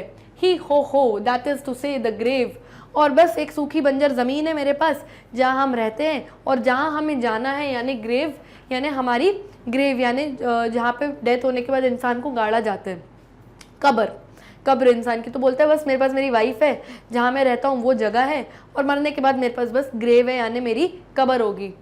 माई सन हैज़ डाइड, मेरा बेटे जो है उसकी डेथ हो गई है, एंड आई एम अलाइव, और मैं अभी तक जिंदा हूँ। A wonderful thing death mistook the door instead of coming to me it went to my son. तो वो कहता है कि एक बहुत अनफॉर्चुनेट चीज़ हो गई, डेथ मिस्टूक यानी मौत से गलती हो गई, मौत मेरे पास आने की जगह मेरे बेटे के पास चली गई, उसको मुझे ले जाना था, मुझे मार के ले जाना था, और मेरे बेटे को अनफॉर्चुनेटली मुझसे दूर ले गई death. Iona turns around to tell them how his son died, but at this moment the humpback, giving a little sigh, announces, "Thank God we have at least reached our destination." And Iona watches them disappear through the dark entrance. और फिर इयोना पूरा turn होता है ये उनको पूरी अपने सन की डेथ की स्टोरी सुनाने के लिए, और उसी मोमेंट में हम्पबैक ने फाइनली ऐसे किया, साय किया, हाँ फाइनली थैंक गॉड हम लोग हमारी डेस्टिनेशन पुलिस ब्रिज तक पहुंच ही गए। और इयोना ने देखा कि वो तीनों निकले, दौड़े, भागे और चले गए उतर के उतनी देर में। Once more he is alone, और फिर से इयोना फिर से अलोन, अकेला और एकदम लोनली हो गया। And again surrounded by silence, और फिर से उसके आसपास साइलेंस यानी बिल्कुल शांति हो गई। His grief which has abetted for a short while returns and Reigns his heart with greater force. Grief का मतलब क्या होता है? सैडनेस, दुख। अबेटेड मीन्स डिक्रीज, कम होना, दुख थोड़ी देर के लिए। रेंट्स का मतलब क्या होता है? टेयर इनटू पीसेस, जब बिल्कुल छोटे छोटे टुकड़ों में टूट जाती है कोई चीज़। तो यहाँ बोला जा रहा है कि इयोना की जो सैडनेस, जो दुख, जो दर्द, जो उसके दिल के अंदर जो पेन था, वो थोड़ी देर के लिए डिक्रीज हो गया था, यानी फॉर अ शॉर्ट वाइल कम हो गया था, जब तक ये तीन बदतमीज बच्चे उसकी गाड़ी में आके बैठे थे। लेकिन अब जैसे ही वो लोग चले गए फिर से साइलेंस हो गया है, और ये जो ग्रीफ, ये जो दुख और दर्द है वो फिर से रिटर्न, फिर से लौट के उसके पास आता है, एंड उसके हार्ट को, उसके दिल को तोड़ देता है पीसेज में। क्यों? क्योंकि विद अ ग्रेटर फोर्स, यानी फिर से उसका दिल पे बहुत तकलीफ होती है और उसका दिल समझो चूर चूर हो जाता है, और फिर से अपने सन की डेथ के बारे में उसको याद आ जाता है और दुख ने उसको फिर से घेर लिया होता है। With an anxious and hurried look, he searches among the crowds passing on either side of the street to find whether there may be just one person who will listen to him. Anxious का मतलब क्या होता है? Worried, tension में जब आप बहुत worried होते हो, तो फिर से वो बहुत anxious हो रहा है, बहुत टेंशन में आ रहा है, और वो इधर उधर स्ट्रीट यानी सड़क के दोनों रास्तों पे इधर उधर दिखता है कि कोई तो इंसान, कोई वन पर्सन, एटलीस्ट कोई जस्ट एक इंसान तो होगा जो उस लिसन करेगा उसको, जो उसके दुख को, उसके दर्द को और उसकी स्टोरी को सुनेगा। But the crowds hurry by without noticing him और हिज ट्रबल, पर जो क्राउड, जो भीड़ थी दोनों तरफ, वो बस निकलते जा रहे हैं बिना उसको नोटिस करे, बिना इयोना के ऊपर ध्यान दिए, बस निकलते जा रहे हैं अपने अपने काम के लिए। Yet it is such an immense illimitable grief, should his heart break and the grief pour out, it would flow over the whole earth, so it seems, and yet no one sees it. तो बोल रहे हैं कि जो उसका grief, जो उसका sadness, उसका दर्द था, वो इतना इमेंस यानी इतना ग्रेट था, इतना इनलिमिटेबल था यानी अनलिमिटेड। उसके अंदर जो उसका दर्द भरा हुआ था वो बहुत ज़्यादा और अनलिमिटेड दर्द, कोई सीमा नहीं थी उसके दर्द की जो उसके अंदर भरा हुआ था। और ऐसा लग रहा था कि जैसे कि उसका दिल, जो उसका हार्ट है, टूटेगा और जो ग्रीफ यानी दुख और दर्द है वो पोर आउट यानी उसका दर्द बह के बाहर निकलेगा, और इतना बहेगा कि पूरी होल अर्थ जो है फ्लो हो जाएगी यानी पूरी धरती बह जाएगी उसके दर्द में, इतना दर्द उसके अंदर भरा हुआ था। सो इट सीम्स, ऐसा दिखाई पड़ रहा था। And yet no one sees it, लेकिन फिर भी कोई इसको देख ही नहीं रहा था, कोई इसको नोटिस ही नहीं कर रहा था, ध्यान ही नहीं दे रहा था उसके अंदर कितना ज़्यादा दर्द भरा हुआ था। It has managed to conceal itself in such an insignificant shell that no one can see it even by day and with a light. Conceal का मतलब क्या होता है? To hide, छुपा के रखना। तो इयोना ने अपने दर्द को इस तरीके से अपने अंदर कंसील करके यानी छुपा के रखा हुआ था कि दिन दहाड़े लाइट में भी यानी दिन सुबह की रोशनी में, लाइट में, इतनी रोशनी में भी किसी को उसके चेहरे पे उसका दर्द, उसका दुख दिखाई नहीं दे रहा था, कोई नोटिस ही नहीं कर पा रहा था उसको। Iona sees a hall porter with some sacking and decides to talk to him. Hall porter कौन होता है? A person who carries luggage of people, एक ऐसा इंसान जो लोगों का लगेज या सामान उठाता है। इसको हिंदी में हम बोलते हैं कुली। तो इयोना एक कुली को देखता है, सैकिंग यानी बहुत सामान उठा रहा था वो, और उसने डिसाइड किया कि चलो मैं इससे बात करता हूँ और इसको अपना दुख दर्द बताता हूँ। Friend, what sort of time it is, he asks. तो इयोना उससे बोलता है, दोस्त क्या टाइम हो रहा है अभी? पास्ट 9। तो वो हॉल पॉटर जो कूली है वो कहता है 9 बज गए। What are you standing here for, move on. तो कहता है यहाँ क्यों खड़े हो भाई, साइड हटो, सामान निकालने दो मुझे। Iona moves on a few steps, doubles himself up and abandons himself to his grief. Abandons का मतलब क्या होता है? Here strongly affected by some emotion। जब आप किसी इमोशन से बहुत ज़्यादा strongly affected हो जाते हो और अपने आप को बिल्कुल अलग कर देते हो, अकेला कर देते हो, that means abandons। तो इयोना को उसने बोला भाई साइड हटो, तो वो थोड़ा सा कुछ स्टेप्स पीछे हो गया और उसने फिर से एक जगह जाके बैठ गया और उसने अबैंडन कर दिया, अपने आप को बिल्कुल अकेला कर दिया, अपने आप को डबल अप कर दिया, फिर से सिकुड़ के ऐसे बैठ गया चुपचाप अपने ग्रीफ में यानी अपने दुख में। He sees it is useless to turn to people for help. और उसने ये चीज़ देखी और नोटिस करी कि यूजलेस है, बेकार है, लोगों के पास जाके अपने दिल की बात बताने चाहो तो ये चीज़ यूजलेस है, क्योंकि कोई आपकी हेल्प नहीं करेगा, कोई नहीं सुनेगा आपकी बात। In less than 5 minutes he straightens himself, holds up his head as if he felt some sharp pain and gives a tug to the reins. He can bear it no longer। और अब वो situation आ गई थी कि he can bear it no longer, अब उससे झेल नहीं रहा था ये दर्द, ये दुख, और वो निकालना चाहता था अपने अंदर से ये पूरा दर्द। तो 5 मिनट के अंदर ही उसने जल्दी से अपने आप को फिर से स्ट्रेट किया, फिर से खड़ा हो गया। होल्ड्स अप हिज हेड, अपना सर ऊंचा करा उसने, जैसे कि उसको अंदर कोई बहुत शार्प, एकदम कोई तकलीफ एकदम फील हुई है। And gives a tug to the reins, जो हाथ में रेन्स थी, जो उसके हाथ में नाल थी घोड़े की, उसको टग किया, यानी उसने एक तरीके से खींचा कि चल मेरे घोड़े, यानी चलो भाई अब घोड़ा चला के, क्योंकि अब उसके अंदर ये दर्द वो और होल्ड नहीं कर पा रहा है। द स्टेबल्स ही थिंक्स, और फौरन उसके दिमाग में एक थॉट आया, स्टेबल्स यानी घोड़े का अस्तबल। उसने सोचा मैं घोड़े के अस्तबल जाता हूँ। And the little horse as if understood starts off at a trot, और फिर जैसे ही उसने घोड़े की जो नाल थी वो खींची, घोड़ा उसी वक्त समझ गया कि भाई मुझे स्टेबल्स यानी अस्तबल की तरफ जाना है, और लिटिल हॉर्स ने ट्रॉट करना स्टार्ट किया यानी चलना स्टार्ट किया। जो घोड़े की चाल होती है उसको ट्रॉट कहते हैं। तो घोड़े ने ट्रॉट करना यानी चलना स्टार्ट किया, किस तरफ? स्टेबल यानी घोड़े के अस्तबल की तरफ। तो फाइनली अब ये लोग अपने स्टेबल्स यानी अस्तबल में पहुंच जाते हैं। About an hour and half later, Iona is seated by a large dirty stove। अब hour and half later यानी अब 1.5 घंटे बाद इयोना कहाँ बैठा हुआ है? एक बड़े से लार्ज स्टोव, डर्टी यानी गंदे से स्टोव के पास, स्टोव यानी गैस स्टोव जो होता है वो, उसके पास इयोना बैठा हुआ है स्टेबल में। Around the stove, on the floor, on the benches, people are snoring। तो अब स्टोव के आसपास ज़मीन पर और बेंचेस पर, जो कुछ लोग अस्तबल में हैं वहाँ पे, वो बेंचेस पे स्नोर कर रहे हैं, यानी खराटे मार रहे हैं, यानी बेसिकली वो लोग सो रहे हैं। The air is thick and suffocating hot, जो हवा थी पूरे स्टेबल में वो बहुत थिक थी और सफोकेटिंग थी, यानी काफ़ी मोटी धुएं से भरी थी स्टोव के जलने की वजह से, और सफोकेटिंग हॉट थी, सफोकेटिंगली हॉट यानी घुटन हो रही थी, बहुत गर्म हवा थी। Iona looks at the sleeper, scratches himself and regrets having return so early. तो इयोना उन सब सोते हुए लोगों को देखता है, अपना सर खुजाता है और रिग्रेट करता है, यानी बहुत ज़्यादा अफसोस करता है कि मैं फालतू में इतनी जल्दी आ गया, क्योंकि सब लोग सो रहे हैं, किसको बताऊंगा मैं अपने दिल की बात यहाँ पे।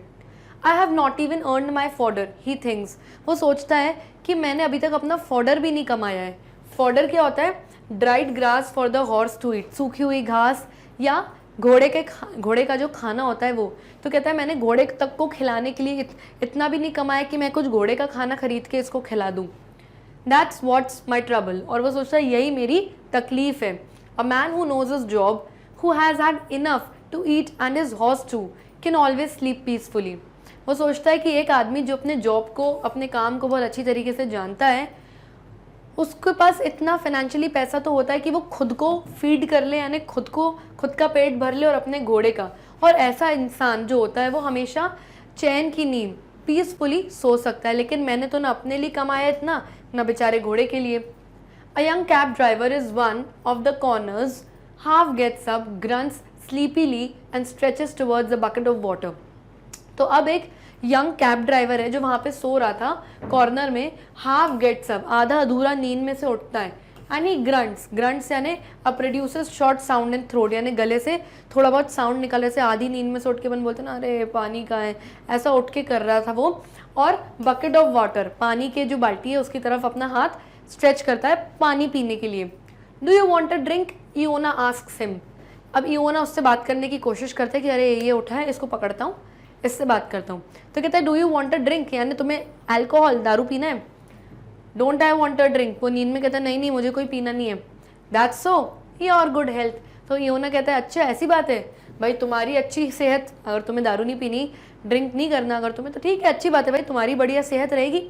बट लिसन मेट, सुनो पार्टनर, सुनो मेरे दोस्त, you know my son is died, did you hear. फिर वो बोलता है कि मेरे बेटे की डेथ हो गई है, सुनो क्या तुमने सुनी मेरी बात। This week in the hospital, it's a long story, इसी हफ्ते हॉस्पिटल में उसकी डेथ हो गई और बहुत लंबी कहानी है। तो ऐसा इयोना उस यंग कैब ड्राइवर से कहता है। Iona looks to see what effect his words have but sees none. The young man has hidden his face and is fast asleep again. तो इयोना देखता है कि अरे इसके ऊपर तो कोई रिएक्शन ही नहीं है मेरे शब्दों का। उसने देखा कि उसने अपना चेहरा कवर कर लिया और वो फिर से जाके सो गया। The old man size and scratches his head, वो साय करता है यानी और अपना सर खुजाता है कि अब मैं क्या करूं। Just as much the young one wants to drink, the old man wants to talk. तो ये यंग वन कौन है, यानी ये वो जो इंसान था, यंग कैब ड्राइवर जो पानी पीने के लिए उठा था। तो यहाँ पे ऑथर कहते हैं कि जितना ज़्यादा प्यासा यानी थर्स्टी वो यंग कैब ड्राइवर था, यानी इतना प्यासा था कि बेचारा आधी अधूरी नींद में से उठ के उसने पानी सर्च किया क्योंकि वो इतना थर्स्टी था, उतना ही ज़्यादा क्यूरियस था ओल्ड मैन इयोना किसी से टॉक करने के लिए, यानी किसी से बात करने के लिए, कि बस कोई मिल जाए मैं किसी को अपना दुख और दर्द बता दूँ। It will soon be a week since his son died and he has not been able to speak about it properly to anyone. तो कह रहे हैं कि एक हफ्ता हो चुका था उसके बेटे की डेथ को और अभी तक उसने अपना दुख किसी के सामने ना जाहिर किया ना अपने अंदर से कोई दुख निकाल के किसी को बता पाया है। One must tell it slowly and carefully how his son fell ill. मतलब अगर सन की डेथ हो जाती है तो वो इंसान धीरे से केयरफुली किसी को भी बताएगा कि कैसा उसके सन बीमार हुआ था, हाउ ही सफ़र्ड, कैसे उसके सन ने सफ़र किया, इतनी तकलीफ झेली, what he said before he died, और मरने से पहले सन ने क्या बोला, एंड हाउ ही डाइड, और वो कैसे मरा। तो ये सारी चीज़ें एक इंसान बताता है, अपना दुख जाहिर करता है लोगों के सामने, अंदर ही अंदर दुख पी नहीं सकता एक इंसान। One must describe every detail of the funeral, और एक एक डिटेल, फ्यूनरल यानी कि डेथ सेरेमनी की एक एक डिटेल इंसान बताता है कि आखिरी में ऐसा हुआ था, ऐसा हुआ था।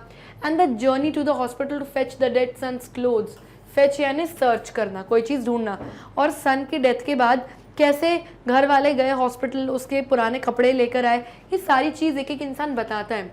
His daughter Anisya has remained in the village, अब एक और कैरेक्टर की बात आई है कि इयोना पोटापोव की एक डॉटर भी थी जिसका नाम था एनीजिया, जो विलेज यानी गांव में रहती थी। One must talk about her too, और इतनी ज़रूरत हो गई थी कि इंसान उसके बारे में भी बात करे कि एक बेटी भी है जो गांव में रहती है, all those things. It is nothing he has to tell. क्या आपको नहीं लगता कि उसके पास ये सब में से कुछ बोलने के लिए, बताने के लिए नहीं होगा? ऑफकोर्स होगा। Surely the listener would gasp and sigh and sympathise with him. और क्या आपको लगता है कि जो भी उस लिसनर होगा, जो भी उसके दुख और दर्द को सुनेगा, वो साय करेगा, यानी ऐसे सांस लेगा, गहरी सांसें, कि भाई इतना कोई इंसान कितना दुख में है, और उसको सिंपैथाइज नहीं करेगा, यानी उसको सहानुभूति नहीं देगा कि चिंता मत करो, दिस इज लाइफ, एंड जो भी बोलना हो। It is better to talk to a woman, 2 words are enough to make them sob. Sob का मतलब होता है क्राई, यानी सिसक सिसक के रोना। तो इयोना पोटापोव सोचता है इससे अच्छा तो ये है कि मैं किसी विमेन, किसी औरतों से ही बात कर लूँ, क्योंकि औरतें बहुत इमोशनल होती हैं, उनको इस तरीके की दुख भरी कोई बात बताओ तो 2 मिनट में रोना स्टार्ट कर देती है। तो वो सोचता है इससे अच्छा है कि मैं किसी औरतों से बात करूँ, 2 words, 2 शब्द ही बताऊँगा अपने दुख और दर्द के बारे में, और इतना इनफ होगा, काफ़ी होगा उनको रुलाने के लिए, यानी कि मुझे लगेगा कि हाँ कोई तो है कि मेरा दुख कोई सुन रहा है और तकलीफ उनको भी हो रही है। I will go and look for my horse, thinks Iona, there is always time to sleep, no fear of that. अब इयोना सोचता है कि मैं जाता हूँ, मैं अपने हॉर्स को ढूंढता हूँ कि मेरा हॉर्स कहाँ है, और सोने के लिए तो बहुत टाइम है, उसका कोई डर नहीं है, मैं अपने हॉर्स के पास जाता हूँ। अब कोई नहीं बच रहा है इस दुनिया में। अब इयोना कहाँ जाता है अपना दुख दर्द बताने के लिए? अपने हॉर्स के पास। He puts on his coat and goes to the stable to his horse. वो अपना कोट रखता है, स्टेबल की तरफ अंदर जाता है अपने हॉर्स के पास। He thinks of the corn. वो किसके बारे में सोचता है? कॉर्न। कॉर्न यानी कि खाना होता है हॉर्स का, जो अभी तक इयोना अरेंज नहीं कर पाया है बेचारे घोड़े के लिए। द हे यानी सूखी हुई घास। द वेदर, और मौसम के बारे में सोचने लगता है वहाँ घोड़े के पास बैठ के। When he is all alone, he dare not think of his son. इयोना जब भी ऑल अलोन यानी जब भी अकेला होता है तो वो हिम्मत भी नहीं करता कि वो अपने बेटे के बारे में सोचने लगे, क्योंकि अगर ऐसा होगा तो वो लिटरली डिप्रेशन में ही चला जाएगा। He can speak about him to anyone. वो किसी से भी अपने बेटे के बारे में बात ज़रूर कर सकता है, लेकिन वो कोशिश करता है कि जब वो अकेला बैठा रहे तो अपने बेटे के बारे में ना सोचे। But to think of him and picture him to himself is unbearably painful. क्योंकि जब वो अकेला बैठ के अपने बेटे के बारे में सोचता है, पिक्चर हिम यानी उसको इमेजिन करता है कि मेरा बेटा ऐसा करता था, ऐसा करता था, तो ये जो पेन है उसके अंदर, ये अनबेरेबल होता है, यानी वो बर्दाश्त नहीं कर सकता इस पेन को। किसी से भी उसके बारे में बात ज़रूर कर ले, लेकिन अकेले में बैठ के उसको उसका गम खाता है। आर यू टकिंग इन? अब इयोना बात करता है हॉर्स से और बोलता है are you tucking in, are you eating, क्या कुछ खा रहे हो तुम? Iona asks his horse looking at its bright eyes. उसकी आंखों में आंखें डाल के बोलता है कुछ खा रहे हो क्या? Go on tuck in, though we have not earned our corn we can eat hay. तो वो कहता है गो ऑन, ठीक है खाओ, भले हमने आज का कॉर्न यानी दाना तुम्हारे लिए नहीं कमा पाए हैं, लेकिन फिर भी तुम ये हे यानी ये सूखी घास तुम खाओ मेरे प्यारे घोड़े, इतना खाओ तुम। इयोना उससे कहता है yes I am too old to drive, my son could have not I. अब इयोना और बातें करता है अपने हॉर्स से, कहता है कि अब मैं बहुत बूढ़ा, बहुत ओल्ड हो गया हूँ ड्राइव करने के लिए। मेरा सन अगर होता, मेरा बेटा अगर होता तो वो ड्राइव कर पाता अच्छे से, नॉट आई, मैं नहीं, क्योंकि मैं अब बूढ़ा हूँ। He was a first rate cab driver if only he had lived. First rate का मतलब क्या होता है? एक्सीलेंट, बहुत बढ़िया। तो बताता है कि मेरा बेटा अगर जिंदा होता तो बहुत एक्सीलेंट कैब ड्राइवर होता, पर अगर वो होता तो। Iona is silent for a moment then continues. Iona एक सेकंड के लिए चुप होता है और फिर अपनी बात कंटिन्यू करता है हॉर्स से और बोलता है that's how it is my old horse, बस यही लाइफ है मेरे बूढ़े घोड़े। देयर इज नो मोर कुज्मा इयोनिच, अब इस दुनिया में कुज्मा इयोनिच अब नहीं रहा। ये कौन है? He is the son of Iona. तो अपने बेटे का नाम लेके बोलते हैं कि अब वो इस दुनिया में नहीं रहा। He has left us to live and he went off pop. वो कहता है उसने हमको जिंदा रहने के लिए यहाँ पे हमको अकेला छोड़ के चले गया। And he went off pop यानी गो समवेयर सडनली, अचानक से उड़ के समझो कहीं चला गया और हमें अकेला यहाँ पे जीने के लिए छोड़ के गया यहाँ पे। Now let's say you had a foal, you were the foal's mother and suddenly let's say the foal went and left you to live after him. Foal क्या होता है? अ यंग हॉर्स, जो घोड़े का बच्चा होता है उसको फोल कहा जाता है। जैसे डॉग के बेबी को पपी बोलते हैं, वैसे हॉर्स के बेबी को, यंग वन को क्या बोलते हैं? फोल। तो इयोना घोड़े से कहता है मान लो, अब तुम अपने घोड़े से बातें कर रहे हैं, कह रहे हैं मान लो अगर तुम्हारा फोल, तुम्हारा कोई बच्चा होता और तुम अपने फोल की मदर होती, यानी तुम उसकी माँ होती, और सडनली मान लो वो फोल कहीं छोड़ के तुम्हें चले जाता और तुम्हें अकेला उसके बिना जीने के लिए छोड़ के जाता, तो तुम सोचो क्या होता। तो ये सब बातें वो अपने घोड़े से कर रहा है। It would be sad wouldn't it, ये तुम्हारे लिए बहुत दुखदाई होगा घोड़े, नहीं होगा क्या? ऐसा वो उससे पूछ रहा है। The little horse munches, listens and breathes over its master's hand. तो जो छोटा सा बेचारा घोड़ा है वो मंच कर रहा होता है, यानी च्यू समथिंग, वो सूखी हुई घास च्यू कर रहा होता है, खा रहा होता है और सुन भी रहा होता है अपने मास्टर की ये सब बातें। एंड उसके जो हाथ पे ब्रीथ करता है प्यार से, यानी ये शो करने के लिए कि मैं अफेक्शनेट हूँ आपके लिए, मुझे समझ में आ रहा है कि आप किस दुख से गुजर रहे हो। इयोना's feelings are too much for him and he tells the little horse the whole story। तो जो इयोना की फीलिंग्स हैं वो उसके खुद के लिए, इयोना के लिए बहुत ज़्यादा, यानी उसका दुख उसके लिए बहुत ज़्यादा, जिसको वो बेर यानी बर्दाश्त ही नहीं कर पा रहा है। इसीलिए वो पूरी जो स्टोरी है वो किसको बताता है? अपने हॉर्स को बताता है, अपने सन की डेथ की। उसको इस दुनिया में कोई नहीं मिला, उसने लोगों से कोशिश करी, ऑफिसर से, यंग 3 मैन जो मिले थे जो उसको अब्यूज़ कर रहे थे, कैब ड्राइवर हो गया, हॉल पॉटर यानी कूली के पास हो गया, लोग ढूंढे उसने, उसको कोई नहीं मिला, किसी ने उस पर ध्यान नहीं दिया। लेकिन आखिर में जाके उसकी फीलिंग्स किसने सुनी? उसके बेचारे हॉर्स ने। Okay, so the story by Anton Chekhov tells about a father and his great pain for his dead son. अभी जो स्टोरी है वो हमारे एंटन चेखोव ने लिखी है, जो कि ऑथर है हमारे, और स्टोरी हमें बताती है एक फादर के बारे में जिसका नाम है इयोना, एंड उसका ग्रेट पेन, जो उसके अंदर बहुत पेन है बिकॉज ऑफ हिज डेड सन। क्योंकि इयोना एक फादर है, उसने अपने बेटे को खो दिया है, 1 हफ्ते पहले उसके बेटे की डेथ हो गई है, और जो पेन, जो तकलीफ उसके अंदर है उसके बारे में ये पूरा चैप्टर है। Iona, the father, is a Russian slave driver who desperately tried to share his grief with strangers। तो जो इयोना, जो कि फादर है, वो एक रशियन स्लेव ड्राइवर है, यानी कि घोड़ा गाड़ी चलाता है ये, और वो डेस्परेटली, यानी बिल्कुल उसके अंदर पेशेंस नहीं है, सब्र नहीं है, और वो चाहता है कि वो अपना ग्रीफ यानी अपना पेन किसी को भी सुनाए, चाहे वो स्ट्रेंजर्स यानी अजनबी लोग ही क्यों ना हो। क्योंकि उसकी जो वाइफ है वो यहाँ नहीं, उसकी एक वाइफ है जो बहुत दूर रहती है, बेटी अनीशा है जो कि विलेज में रहती है, और उसके अलावा उसकी लाइफ में कोई है नहीं जिससे वो अपना ये दुख और अपना दर्द, अपने डेड सन का जो तकलीफ है, दुख है, वो किसी को शेयर कर पाए। तो उसको जो मिल रहा है, चाहे स्ट्रेंजर्स, चाहे बहरूपीय लोग ही जो उसको मिल रहे हैं, उससे अपना दुख शेयर करना चाहता है, बट बेचारे की कोई सुन ही नहीं रहा। Iona wanted someone to listen to him to somehow feel his grief. Iona चाहता था कि कोई उसकी सुने, उसके दर्द को सुने, ताकि वो अपना ग्रीफ, अपना दर्द फील करे कि मेरे साथ बुरा हुआ है, in order for him to feel better, ताकि उसको थोड़ा बेटर फील हो, ताकि कोई उसको कंसोल करे, मोटिवेट करे कि ठीक है, कोई बात नहीं, पार्ट ऑफ लाइफ, कुछ भी। लेकिन उसको कोई अपना दुख जाहिर करने का, अपने बेटे के डेथ का गम मतलब शेयर करने के लिए उसको कोई मिल ही नहीं रहा बेचारे को। This story shows the harshness of human nature and lack of human involvement that does not show sympathy towards one man's grief. तो जो स्टोरी है ये बताती है कि एक ह्यूमन नेचर, एक इंसान के नेचर में कितनी हार्शनेस है, कितना रफ नेचर है होता है एक इंसान का, और एक ह्यूमन इन्वॉल्वमेंट की लैक हो रही है, यानी ह्यूमन बींग्स किसी के दुख, किसी के दर्द में इन्वॉल्व ही नहीं होना चाहते, ये चीज़ उनमें लैक कर रही है, और किसी की तरफ, किसी के दुख की तरफ कोई सिंपैथी, कोई सहानुभूति शो ही नहीं करना चाहते। एक मैन की लाइफ में कोई ग्रीफ है, कोई पेन या फिर कोई सैडनेस है, तो ये लोग उसमें इन्वॉल्व ही नहीं होना चाहते, सब अपनी लाइफ में बिजी हैं।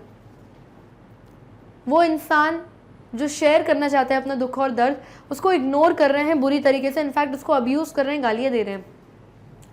Iona's first passenger was a military officer. Iona एक घोड़ा गाड़ी का ड्राइवर था, कैब ड्राइवर था, उसका जो पहला पैसेंजर था वो एक मिलिट्री ऑफिसर था। At first the man seemed interested in Iona's story, but when Iona turned around to talk to him in more detail, the officer started shouting at him about his driving. इयोना ने उसको बताने की कोशिश करी अपने pen, अपने दुख और दर्द के बारे में। शुरुआत में वो ऑफिसर काफ़ी इंटरेस्टेड लग रहा था इयोना की बात सुनने में, लेकिन जब योना पूरा घोड़ा गाड़ी चलाते वक्त पूरा टर्न हो गया पीछे उससे बात करने के लिए, तो वो बहुत गुस्से में आ गया और शाउट करने लग गया कि अंधे कहीं के, यूज़ योर आइज, ऐसे ड्राइव करते हैं, सामने देखो। और बाद में जब योना ने बोलने की कोशिश की तो वो जानबूझ के आंखें बंद करके बैठ गया, ये शो करने के लिए कि मुझे तुम्हारी बात नहीं सुननी, प्लीज़ मुझे मेरे डेस्टिनेशन पर पहुंचा दो बस। और इस तरीके से उसने इतनी बुरी तरह इग्नोर किया और उसकी ड्राइविंग पे शाउट करने लग गया योना पर। योना's नेक्स्ट पैसेंजर वर 3 अनप्लेजेंट यंग बॉयज। फिर नेक्स्ट पैसेंजर्स कौन बैठे? 3 अनप्लेजेंट यंग बॉयज, यानी 3 लड़के जो बहुत अनप्लेजेंट थे, बहुत खराब थे। They were wild and use offensive words towards Yona. बहुत वाइल्ड यानी बहुत जंगली किस्म के थे तीनों, और बहुत ऑफेंसिव वर्ड्स यानी गाली गलौच वाले गंदे शब्द उन्होंने योना को बोले और यूज़ किए। But he gave them a ride anyway hoping that they would just listen to him. फिर भी योना ने उनको राइड दी, यानी उनको पुलिस ब्रिज तक ड्रॉप करने का माना, वो भी कम पैसों में, सिर्फ इस उम्मीद में कि शायद ये लोग मेरी बात सुनेंगे, मेरे दुख और दर्द के बारे में सुनेंगे। लेकिन उन्होंने भी नहीं सुना। Unfortunately one of the boy replied, we shall all die, and Yona receive no sympathy from them. जब योना ने उनको बताया कि my son died this week, last week, तो उनमें से एक बॉय जो हम्प बैक था, यानी जिसका कुबड़ निकला हुआ था, उसने बोला वी शैल ऑल डाई, हम सबको एक दिन मरना है। और उन तीनों लोगों ने भी कोई सिंपैथी, कोई सहानुभूति शो नहीं करी योना की तरफ। Finally when he could no longer hold his thoughts in any longer, he took his horse back to the stable. Finally जब कोई उसकी नहीं सुन रहा था और वो अपने थॉट्स, अपने इमोशंस को और बर्दाश्त कर ही नहीं पा रहा था, उसने अपने घोड़े को उठाया और स्टेबल यानी घोड़े के अस्तबल की तरफ वो लोग वापस चले गए। He came upon another cabman and Iona told him about his grief, only to find the cabman was fast asleep. उसने वहाँ पे एक और कैबमैन को देखा, यानी एक और घोड़सवार को देखा जो घोड़ा गाड़ी चलाता है।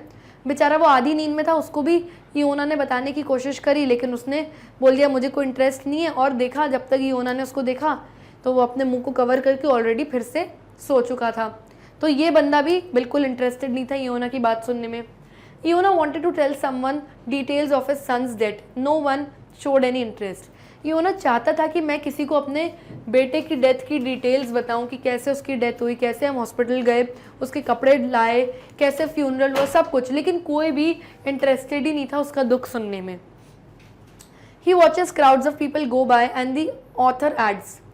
वो इधर उधर लोगों की तरफ सड़क पे देखता है कि कोई तो मुझे मिल जाए, भीड़ में कोई तो मिल जाए क्राउड में जिसको मैं बता पाऊँ अपनी स्टोरी, लेकिन कोई नहीं मिलता उसको। तो फिर हमारे जो ऑथर हैं एंटन चेखोव, वो ऐड करते हैं, वो बोलते हैं can he not find among these thousand someone who will listen to him, कि इतने हज़ारों की तादाद की भीड़ में कोई इसको एक बंदा भी नहीं मिल रहा जिसको वो अपना दुख दर्द बता पाए, कोई एक इंसान भी इंटरेस्टेड नहीं है। कैसी दुनिया है ये भाई।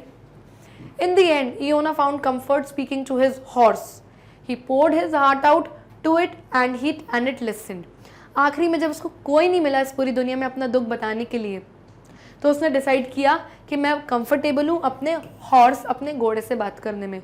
और उसने अपना पूरा दिल किसके सामने बहा दिया, पूरा दिल पोर आउट कर दिया, अपना दुख पूरा किसके सामने निकाला, अपने घोड़े के सामने। और घोड़े ने सुनी भी उसकी बात, क्योंकि घोड़ा अपने मास्टर के हैंड को इस तरीके से स्मेल कर रहा था, उसको अफेक्शनेट फील करा रहा था, ये दर्शाने के लिए कि मैं तुम्हारी बात सुन रहा हूँ।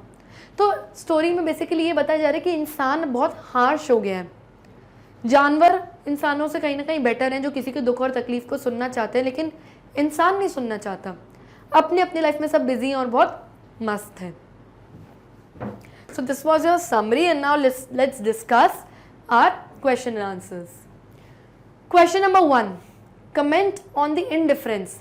इंडिफरेंस का मतलब क्या होता है? लैक ऑफ इंटरेस्ट, यानी जब आप किसी में इंटरेस्ट नहीं दिखा रहे हो। Comment on the indifference that meets Iona's attempts to share his grief, यानी कि pain, with his fellow human beings.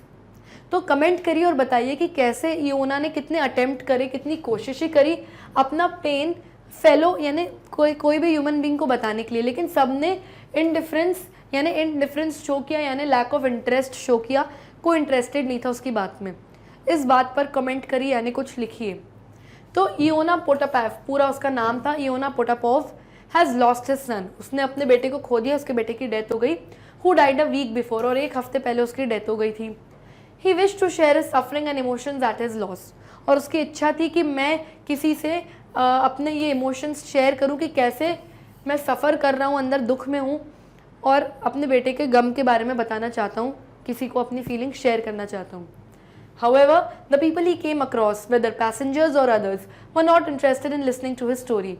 जितने भी लोगों से वो मिला, चाहे वो पैसेंजर्स उसकी गाड़ी में बैठने के लिए आए या चाहे अदर्स, कोई भी लोग सड़क पे चलते हुए लोग मिले, कोई भी उसकी स्टोरी सुनने में इंटरेस्टेड ही नहीं था, किसी को नहीं सुनना था. Either the people were in hurry, या तो लोग हरी में यानी बहुत जल्दबाजी में थे कि जल्दी करो, हमें जल्दी छोड़ दो, और वह टायर्ड और बिजी, या तो बहुत थके हुए या बिजी थे अपने कामों में जो सुनना नहीं चाहते थे उसकी बात. Thus, none of them paid attention to his words, और किसी ने भी उसके शब्दों पर कोई अटेंशन, कोई ध्यान नहीं दिया. As he began every time, जब भी वो हर बार अपनी बात बताना स्टार्ट करता था किसी ने कोई ध्यान नहीं दिया. Finally, he told it all to his horse, और फाइनली आखिरी में उसने अपनी पूरी बात एक हॉर्स, अपने घोड़े को बताई. यानी घोड़ा एक एनिमल इंटरेस्टेड था उसकी दुख सुनने में, रादर देन हम इंसान, हम ह्यूमन बींग्स नहीं थे. Okay. Question number 2. What impression of the character of Iona do you get from this story? Story पढ़ के इयोना नाम का जो ये कैरेक्टर है, इसके बारे में आपको क्या इंप्रेशन मिलता है, क्या समझ आता है कि इयोना ये कैसा कैरेक्टर है? So answer is, Iona was an old cab driver who lost his young सन.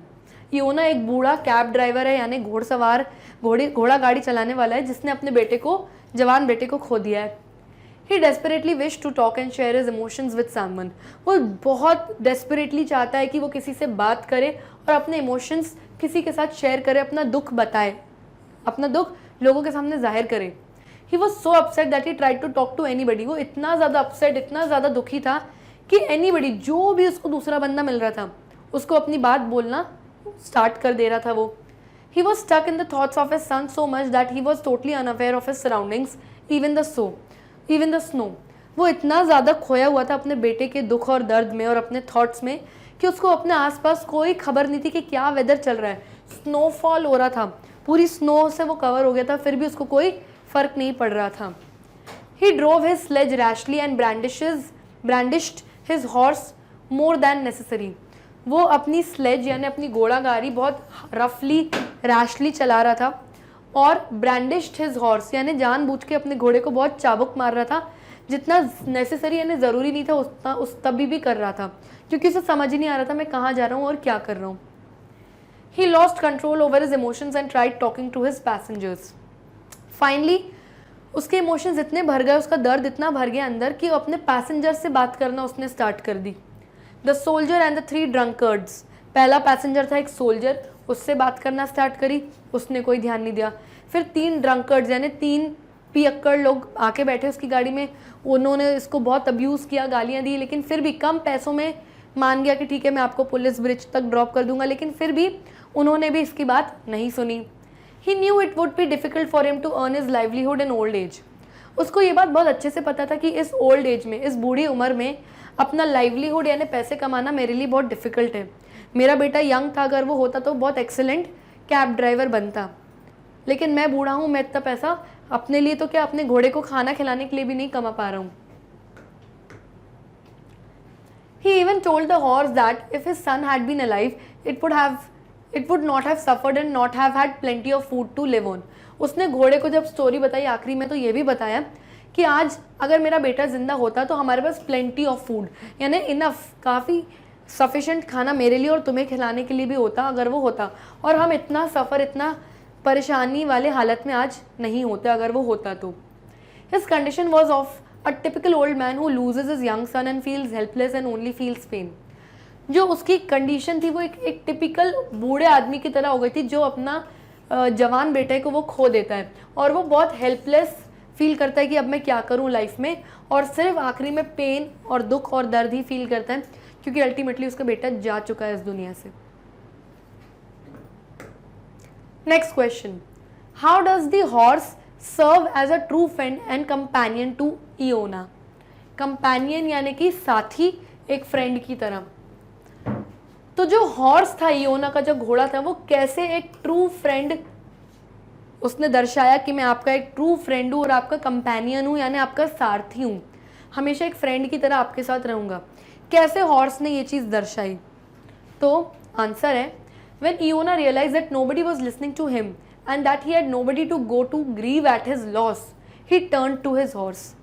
जो फाइनली एंड में इयोना ने रियलाइज़ किया कि कोई भी इंसान इस दुनिया में उसकी स्टोरी, उसका दुख दर्द सुनने के लिए इंटरेस्टेड नहीं है, और वो अपना लॉस, जो उसने लॉस किया यानी जो उसका बेटा जो इस दुनिया से खो गया है, उसको ग्रीव करना है ना, उसका दुख मनाने के लिए मेरे पास कोई नहीं है। तो फाइनली वो किसकी तरफ मुड़ गया? अपने घोड़े की तरफ, कि मैं उसको बताऊंगा पूरा पेन।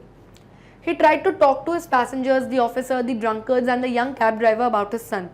शुरुआत में उसने अपने पैसेंजर्स से बात करने की कोशिश करी इस बारे में, एक ऑफिसर से, ड्रंकर्ड्स 3 दारू पीने वाले पियक्कड़ लोगों से उसने कोशिश की बात करने की, एक यंग कैब ड्राइवर, दूसरा कैब ड्राइवर था, उससे बात करने के लिए कोशिश करी अपने बेटे के बारे में, बट सब डिसइंटरेस्टेड, किसी को नहीं सुनना था उसकी बात। But no one paid attention to him, और किसी ने ध्यान नहीं दिया।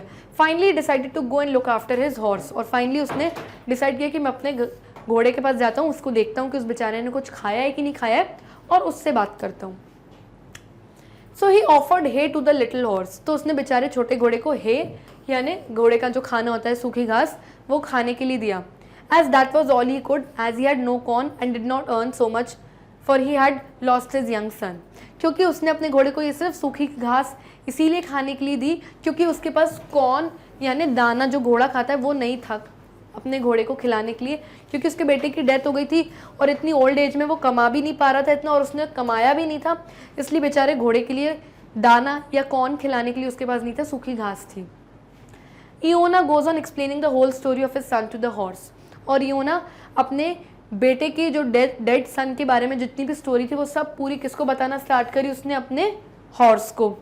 Well the horse listened patiently, और हॉर्स ने, पूरी दुनिया में किसी इंसान ने उसकी नहीं सुनी, एक घोड़े ने, एक जानवर ने पेशेंटली यानी सब्र से, शांति से उसकी बात सुनी। And breathed over his master's hand like a true friend, और अपने मास्टर के हाथ पे उसने इस तरीके से ब्रीथ किया ये दर्शाने के लिए कि मैं तुम्हारी बात सुन रहा हूँ और मुझे दुख और दर्द है, तुम्हारा दर्द मुझे फील हो रहा है, और ये चीज़ उसने एक ट्रू फ्रेंड की तरह दर्शाया अपने मास्टर इयोना को। Okay, so this is how the horse acted like a true friend. And तो एमसीक्यूज में यूजुअली क्या होता है, यूजुअली क्या एक्चुअली जो होता ही है कि आपको एक क्वेश्चन गिवन रहता है ना, आपको 4 ऑप्शंस गिवन रहते हैं इस तरीके से A B C D, और जो करेक्ट ऑप्शन या जो सबसे मोस्ट अप्रोप्रिएट, जो सबसे सही आंसर रहता है उसको आपको करना रहता है एक टिक मार्क। तो यहाँ पर भी क्वेश्चंस गिवन है, ऑप्शंस गिवन है, और आपको सही आंसर को टिक मार्क करना है। And now let's begin with our question number 1। Who is the author of the story the lament? तो ये जो हमारी स्टोरी है जिसका नाम है द लेमेंट, इसके ऑथर कौन है, यानी कि इसके राइटर कौन है, किसने इस स्टोरी को लिखा है? तो 4 ऑप्शंस गिवन है आपके सामने। ऑप्शन नंबर ए है Mulk Raj Anand, option number B D.H. Lawrence, option number C Anton Chekhov, या option number D Arthur Conan Doyle. तो क्लियरली जब हमने चैप्टर पढ़ा था, इसकी समरी पढ़ी थी, इसका एक्सप्लेनेशन पढ़ा था, तो हमने क्लियरली पढ़ा था कि चैप्टर के जो ऑथर है, स्टोरी के जो ऑथर है वो है Anton Chekhov. Okay, so option number C is the right option to this question. अगर आपने मेरे साथ वो एक्सप्लेनेशन और समरी वाला वीडियो देखा होगा तो आप एक सेकेंड में, with in a second you will answer this question. Okay, next question. The main character of the story is dash. इस स्टोरी का मेन कैरेक्टर या बोले तो हीरो कौन है? तो ऑप्शंस है ए इयोना पोटापोव, ऑप्शन बी ओइना टोपाटोव, या ऑप्शन नंबर सी लोना पोटाव, या ऑप्शन नंबर डी इयोना पोटाव। तो मैं ही बोलते बोलते कंफ्यूज हो गई, तो आप भी हो सकता है कंफ्यूज हो जाएं, लेकिन जिसने चैप्टर अच्छे से पढ़ा है, मेरे वीडियोस देखे हैं, तो वो क्लियरली आंसर बता सकता है कि जो स्टोरी का मेन कैरेक्टर बोले तो जो हीरो है वो है इयोना पोटापोव। कोई ओइना टोपाटोव नहीं है, कोई लोना पोटाव नहीं है, और ना ही इयोना पोटाव है। The correct answer is Iona Potapov. So the right answer to this question is option number A. Next, what is Iona's profession in the story? जो इयोना हमारा मेन कैरेक्टर है, स्टोरी में उसका profession क्या है, यानी इयोना क्या काम करता है, पैसे कमाने के लिए उसका क्या जॉब है, क्या काम करता है? सो ऑप्शंस हैं, ऑप्शन नंबर ए क्या वो बस ड्राइवर था, क्या बस का ड्राइवर था? Option B cab driver, cab का मतलब क्या होता है? टैक्सी, कैब का मीनिंग होता है क्या वो कोई टैक्सी ड्राइवर था। ऑप्शन नंबर सी, क्या वो कोई ऑटो ड्राइवर था। या ऑप्शन नंबर डी, क्या वो किसी के घर का कार ड्राइवर था। सो क्लियरली आंसर इज कि वो कैब ड्राइवर था। The right answer to this question is cab driver. अगर आपने मेरा वीडियो देखा होगा तो you will answer this question within a second. So Iona का प्रोफेशन था option number B, cab driver. So option B is the right option to this question. Next question, Iona receives his first fare from dash. अब fare का मतलब क्या होता है? Fair का मतलब होता है पैसे, मनी। जब फॉर एग्जाम्पल अगर मैं टैक्सी ड्राइवर हूँ तो जो पहला मुझे पैसेंजर मेरी गाड़ी में बैठेगा या जो भी सवारी मेरी गाड़ी में बैठेंगी, तो जो सवारी अब उनको जब मैं उनकी डेस्टिनेशन तक पहुँचाऊँगी तो वो मुझे क्या देंगे? पैसे देंगे ना, मेरे काम के पैसे देंगे। तो जो मेरा गाड़ी का भाड़ा है उसको मैं बोलूँगी फेयर। 20 रुपीज़, 50 रुपीज़, 100 रुपीज़, जो भी मुझे मिले, जितने भी पैसे मेरे पैसेंजर ने बैठे हुए मेरे सवारी ने मुझे दिया, यानी जो मेरा भाड़ा हुआ, उसको इंग्लिश में हम बोलते हैं fare. So the question is Iona receives his first fare from. Iona को अपना पहला भाड़ा किसके द्वारा मिला? फ्रॉम लिखा है, यानी उसकी गाड़ी का पहला पैसेंजर या बोले तो पहली सवारी कौन थी? आंसर है, ऑप्शंस है number A 3 young man, 3 young लड़के या 3 यंग आदमी जो थे, क्या वो थे इसके पहले सवारी? ऑप्शन बी अ वुमन, एक औरत। ऑप्शन सी अ पुलिसमैन, एक पुलिसमैन या कि कॉप। या option number D an officer, या फिर कोई मिलिट्री का बड़ा ऑफिसर। सो क्लियरली जो पहली सवारी इयोना के पास आई थी उस दिन उसकी कैब में, वो थी एक ऑफिसर की। और इस ऑफिसर को इसने अपनी दिल की बात, अपना दिल का दर्द, पेन बताने की कोशिश की थी कि भाई मेरे बेटे की 1 हफ्ते पहले डेथ हो गई है और ये अपना गम, अपना पेन किसी से शेयर कर ही नहीं पाया। तो ये इस ऑफिसर से अपना गम, पेन, तकलीफ़ शेयर करने की कोशिश करता है, लेकिन समहाउ ये अपनी आंखें बंद करके बैठ जाता है और इस तरीके से बिहेव करता है कि मैं तुम्हारी बात सुन ही नहीं रहा हूँ। वो इयोना को क्लियरली इग्नोर करता है और बहुत बुरी तरीके से चिल्लाता है कि सामने देख कर चलाओ। सो जो ऑफिसर थे वो सबसे पहले कौन थे? सबसे पहला फेयर, सबसे पहला भाड़ा उनको इयोना को इस ऑफिसर द्वारा ही मिला, यानी पहली सवारी यही थी। जो 3 यंग मैन थे ये दूसरे थे और कोई वुमन तो थी ही नहीं थी चैप्टर में या स्टोरी में जो आके इसकी गाड़ी में बैठी, और कोई पुलिसमैन भी नहीं बैठा था, ऑफिसर बैठा था। जो 3 यंग मैन थे वो दूसरी सवारी थी, पहली नहीं। यहाँ पे उन्होंने फर्स्ट के बारे में पूछा है। Next question, what is the name of Iona's son? Iona का जो सन था, जो बेटा था, उसका नेम क्या था? सो क्लियरली मैं आपको एक चीज़ बता दूं कि इयोना जो था वो बहुत दुखी था, उसके बेटे की डेथ हो गई थी 1 हफ्ते पहले और वो ये गम किसी से शेयर कर नहीं पा रहा था क्योंकि उसकी जो बेटी थी वो विलेज में कहीं दूर थी, वाइफ कहीं और थी, तो वो अपने फैमिली वालों से किसी से भी ये गम शेयर कर ही नहीं पा रहा था, किसी से भी नहीं। और जो इयोना था वो एक कैब ड्राइवर था बेसिकली। कैब ड्राइवर का मतलब वो होता है कि इसकी कैब थी। कैब बोले तो ये घोड़ा गाड़ी चलाता था, टैक्सी बोलते हैं कैब को डेफिनेटली, लेकिन ये घोड़ा गाड़ी चलाता था, टांगा टाइप का चलाता था। तो इसकी गाड़ी के आगे टांगा था। अगर आप इस क्वेश्चन में, पिछले क्वेश्चन में देखें यहाँ पे, तो यहाँ लिखा है कि इयोना का प्रोफेशन क्या था? Bus driver, cab, auto, car, taxi, जो भी। तो जो कैब ड्राइवर ये लिखा हुआ है, ये क्लियरली लिखा हुआ है कि ये जो था एक कैब ड्राइवर था, यानी कि वो जो घोड़ा गाड़ी थी उसको चैप्टर में कैब ड्राइवर का नाम दिया गया है। तो इयोना का जो बेटा था वो बहुत हाई फीवर की वजह से उसकी डेथ हो गई थी, एंड जिस वजह से इयोना का दिल में बहुत तकलीफ, बहुत दर्द, बहुत पेन था, और उसने क्या किया था, उसने क्लियरली ये चीज़ ऑफिसर को बताने की कोशिश की कि भाई मेरे बेटे की डेथ हो गई। तो बेटे का नाम क्या बताया गया चैप्टर में, हमें वो बताना है। तो ऑप्शंस हैं ए बैरन, बी बेरिन, सी बैरुश या डी बॉब। तो क्लियरली हमने चैप्टर में पढ़ा था कि इसके बेटे का नाम था बैरिन। बेरिन, बैरुश, बॉब, इस तरीके के कोई भी नाम चैप्टर में गिवन नहीं है, which means option number A is the right option to this question. Who among the following is Iona's daughter? अब यहाँ पे कुछ नाम दिए हैं उनमें से एक इयोना की डॉटर यानी उसकी बेटी का नाम है, तो उसकी बेटी का नाम हमें बताना है। ऑप्शंस है ए एमिला, बी एनीजिया, सी जेरिन या डी जो। तो जो नाम का, जेरिन नाम का, एमिला नाम का कोई भी कैरेक्टर का नाम, किसी भी पर्सन का नाम स्टोरी में गिवन नहीं है। जिसने मेरी वीडियो देखी है चैप्टर के एक्सप्लेनेशन वाली और समरी वाली, वो क्लियरली बता सकते हैं answer, and answer is Anisya. Iona की बेटी का नाम था Anisya. So option number B is the right option to this question.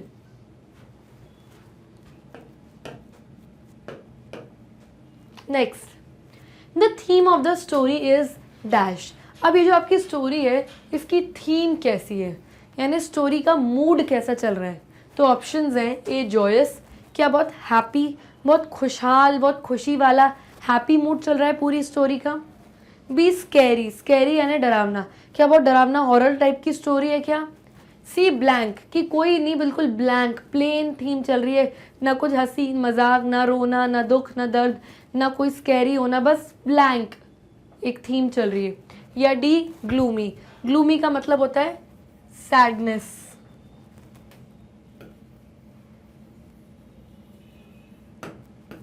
यानी दुख। तो यस ऑफ कोर्स जो पूरी स्टोरी की थीम है वो ग्लूमी यानी सैडनेस से भरी है, क्योंकि इयोना का जो बेटा होता है उसकी डेथ हो चुकी होती है 1 हफ्ते पहले, और उसको कुछ, उसका जवान बेटा उम्र से पहले उसकी डेथ हो जाती है, एंड वो बहुत दुख में है, बहुत तकलीफ़ में है। उसको लगता है कि मैं किसी को अपना ये दुख दर्द शेयर करूं, मुझे कोई मिल जाए, बट अनफॉर्चुनेटली उसको कोई नहीं मिलता। इतनी बड़ी दुनिया में उसको एक सिंगल पर्सन नहीं मिलता जिससे वो अपने दिल का दुख दर्द शेयर कर पाए, अपना मन थोड़ा हल्का कर पाए। और अल्टीमेटली एंड में जब उसको कोई नहीं मिलता, वो अपना दुख और अपना दर्द अपने घोड़े, अपने एनिमल, अपने हॉर्स के साथ शेयर करता है, जिस घोड़ा गाड़ी को वो चलाता था। और चैप्टर में की थीम बताई गई कि इंसान कितना ज़्यादा क्रूअल हो चुका है, कि किसी के दुख, किसी के दर्द को समझने की कोशिश नहीं कर रहा।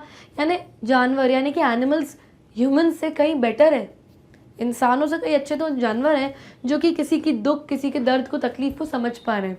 जैसे कि इयोना के हॉर्स ने उसकी तकलीफ को समझा, ना कि किसी इंसान ने। सो जो पूरी थीम है पूरी स्टोरी की वो है ग्लूमी यानी सैड, दुख है क्योंकि उसके बेटा, अल्टीमेटली उसके बेटा मर जाता है। So option number D is the right option to this question. Next, Iona agreed with the fare offered by the 3 young men because dash। अब पहला जो पैसेंजर था वो एक ऑफिसर था, एक आर्मी ऑफिसर था जिसने कुछ फेयर या कुछ भाड़ा दिया इयोना को। जो सेकंड सवारी उसने बिठाई, जो सेकंड पैसेंजर्स बैठे थे वो 3 यंग मैन थे, यानी 3 जवान लड़के थे जो कि बहुत बदतमीज़ी कर रहे थे इयोना के साथ, उसको अब्यूज़ कर रहे थे, गाली बकरी थे। तो इयोना ने इयोना ने उनसे कुछ फेयर यानी कुछ भाड़ा मांगा, लेकिन वो भी उन्होंने देने को मना कर दिया, बल्कि बहुत कम फेयर, बहुत कम भाड़ा उन्होंने बोला कि नहीं हम तो इतना नहीं, इतना देंगे भैया। फिर भी इयोना एग्री हो गया, इयोना मान गया इतने कम पैसों में भी कि ठीक है चलो मैं तुम्हें पुलिस ब्रिज तक ड्रॉप कर देता हूँ। उन्होंने कहा था हमको पुलिस ब्रिज तक जाना है और हम इतना ज़्यादा पैसा नहीं, कम ग्रेविनिक्स यानी कम पैसे, ग्रेविनिक्स वहाँ की करेंसी है, तो बोला हम कम पैसे देंगे। फिर भी इयोना मान गया। तो इयोना इतने 3 लड़के जो कि बदतमीज़ थे, कम पैसे दे रहे थे, फिर भी इनको अपनी गाड़ी में सवारी देने के लिए क्यों एग्री हो गया, क्यों मान गया था। तो ऑप्शंस हैं A it was a right price for the destination, क्योंकि जिस डेस्टिनेशन पर पुलिस ब्रिज तक इन 3 यंग मैन को जाना था उसके लिए वो राइट प्राइस था, इसलिए इयोना मान गया था। बिल्कुल भी नहीं, पुलिस ब्रिज काफ़ी दूर था और इयोना जितना फेयर चाहता था यानी जितना भाड़ा मांग रहा था उससे काफ़ी कम दे रहे थे, तो राइट प्राइस तो कहीं से कहीं तक नहीं था, वो लोग बहुत कम पैसे दे रहे थे इयोना को। Option be the 3 young men were very abusive and he feared they might harm him if he refused them। अब ये जो 3 यंग मैन थे वो बहुत बुरी तरीके से अब्यूज़ कर रहे थे, गाली गलौज कर रहे थे इयोना के साथ, उसको अपशब्द उससे इस्तेमाल कर रहे थे। तो यंग लड़के बदतमीज़ी कर रहे हैं, गाली गलौज कर रहे हैं, तो इयोना कहीं ना कहीं डर गया कि अगर मैंने रिफ्यूज़ कर दिया, मैंने मना कर दिया इनको कि नहीं मैं इतने कम पैसों में तुम्हें नहीं ले जा सकता पुलिस ब्रिज तक, तो वो 3 बदमाश लड़के शायद कुछ हार्म या तकलीफ़ पहुंचा दे इयोना को। इस डर से उसने मान गया इतने कम पैसों में उनको सवारी देने के लिए। तो ऐसा भी कुछ नहीं था, ऐसा भी नहीं था, उसको कोई डर वर नहीं लगा था, क्योंकि वो तो वैसे ही अपने बेटे के डेथ के दुख में खोया ही हुआ था। He was very blank. Option C, he was very sad and to him it was all the same as long as they were fares. Iona इतने कम पैसों में इसलिए मान गया क्योंकि वो कहीं ना कहीं बहुत सैड था, वो इतना दुखी था अपने बेटे की डेथ से कि वो गम इतना ज़्यादा उसके दिल में भरा हुआ था कि उसको कुछ समझ ही नहीं आ रहा था कि मुझे कौन कम पैसे दे रहा है, कौन ज़्यादा भाड़ा दे रहा है, उसको कुछ समझ में नहीं आ रहा था। जब तक कि हाथ में उसके पास कुछ फेयर, कुछ पैसा, एक ग्रेवेनिक, यानी ग्रेवेनिक वहाँ की करेंसी, अगर एक ग्रेवेनिक भी वो उसके हाथ में देके जाते, 1 ग्रेवेनिक, तो भी उसको लगता कि चलो 1 ग्रेवेनिक मिला, चलो मैं छोड़ देती हूँ, क्योंकि वो इतना खोया हुआ है, इतने गम में, सैडनेस में इतना बिखर चुका है वो कि उसको कुछ समझ में नहीं आ रहा कि मुझे कम पैसे मिल रहे हैं कि मुझे ज़्यादा पैसे मिल रहे हैं। अनटिल एंड अनलेस वो फेयर है, जब तक पैसे मिल रहे हैं ठीक है। तो यस, ये एक बिल्कुल करेक्ट ऑप्शन है, क्योंकि ऐसा ही हुआ था, इसीलिए वो इतने कम पैसों में मान गया था इन 3 अब्यूजिव यानी बदतमीज़ लड़कों को कम पैसों में सवारी छोड़ने के लिए। ऑप्शन डी फिर भी देखते हैं। He thought it is better to earn some money instead of sitting idle. वो इसलिए कम पैसों में मान गया कि कुछ आइडल यानी खाली बैठने से अच्छा तो मैं कुछ पैसे ही कमा लूँ, चाहे कम पैसे ही क्यों ना हो, इसलिए मैं इनको कम पैसों में सवारी दे देता हूँ।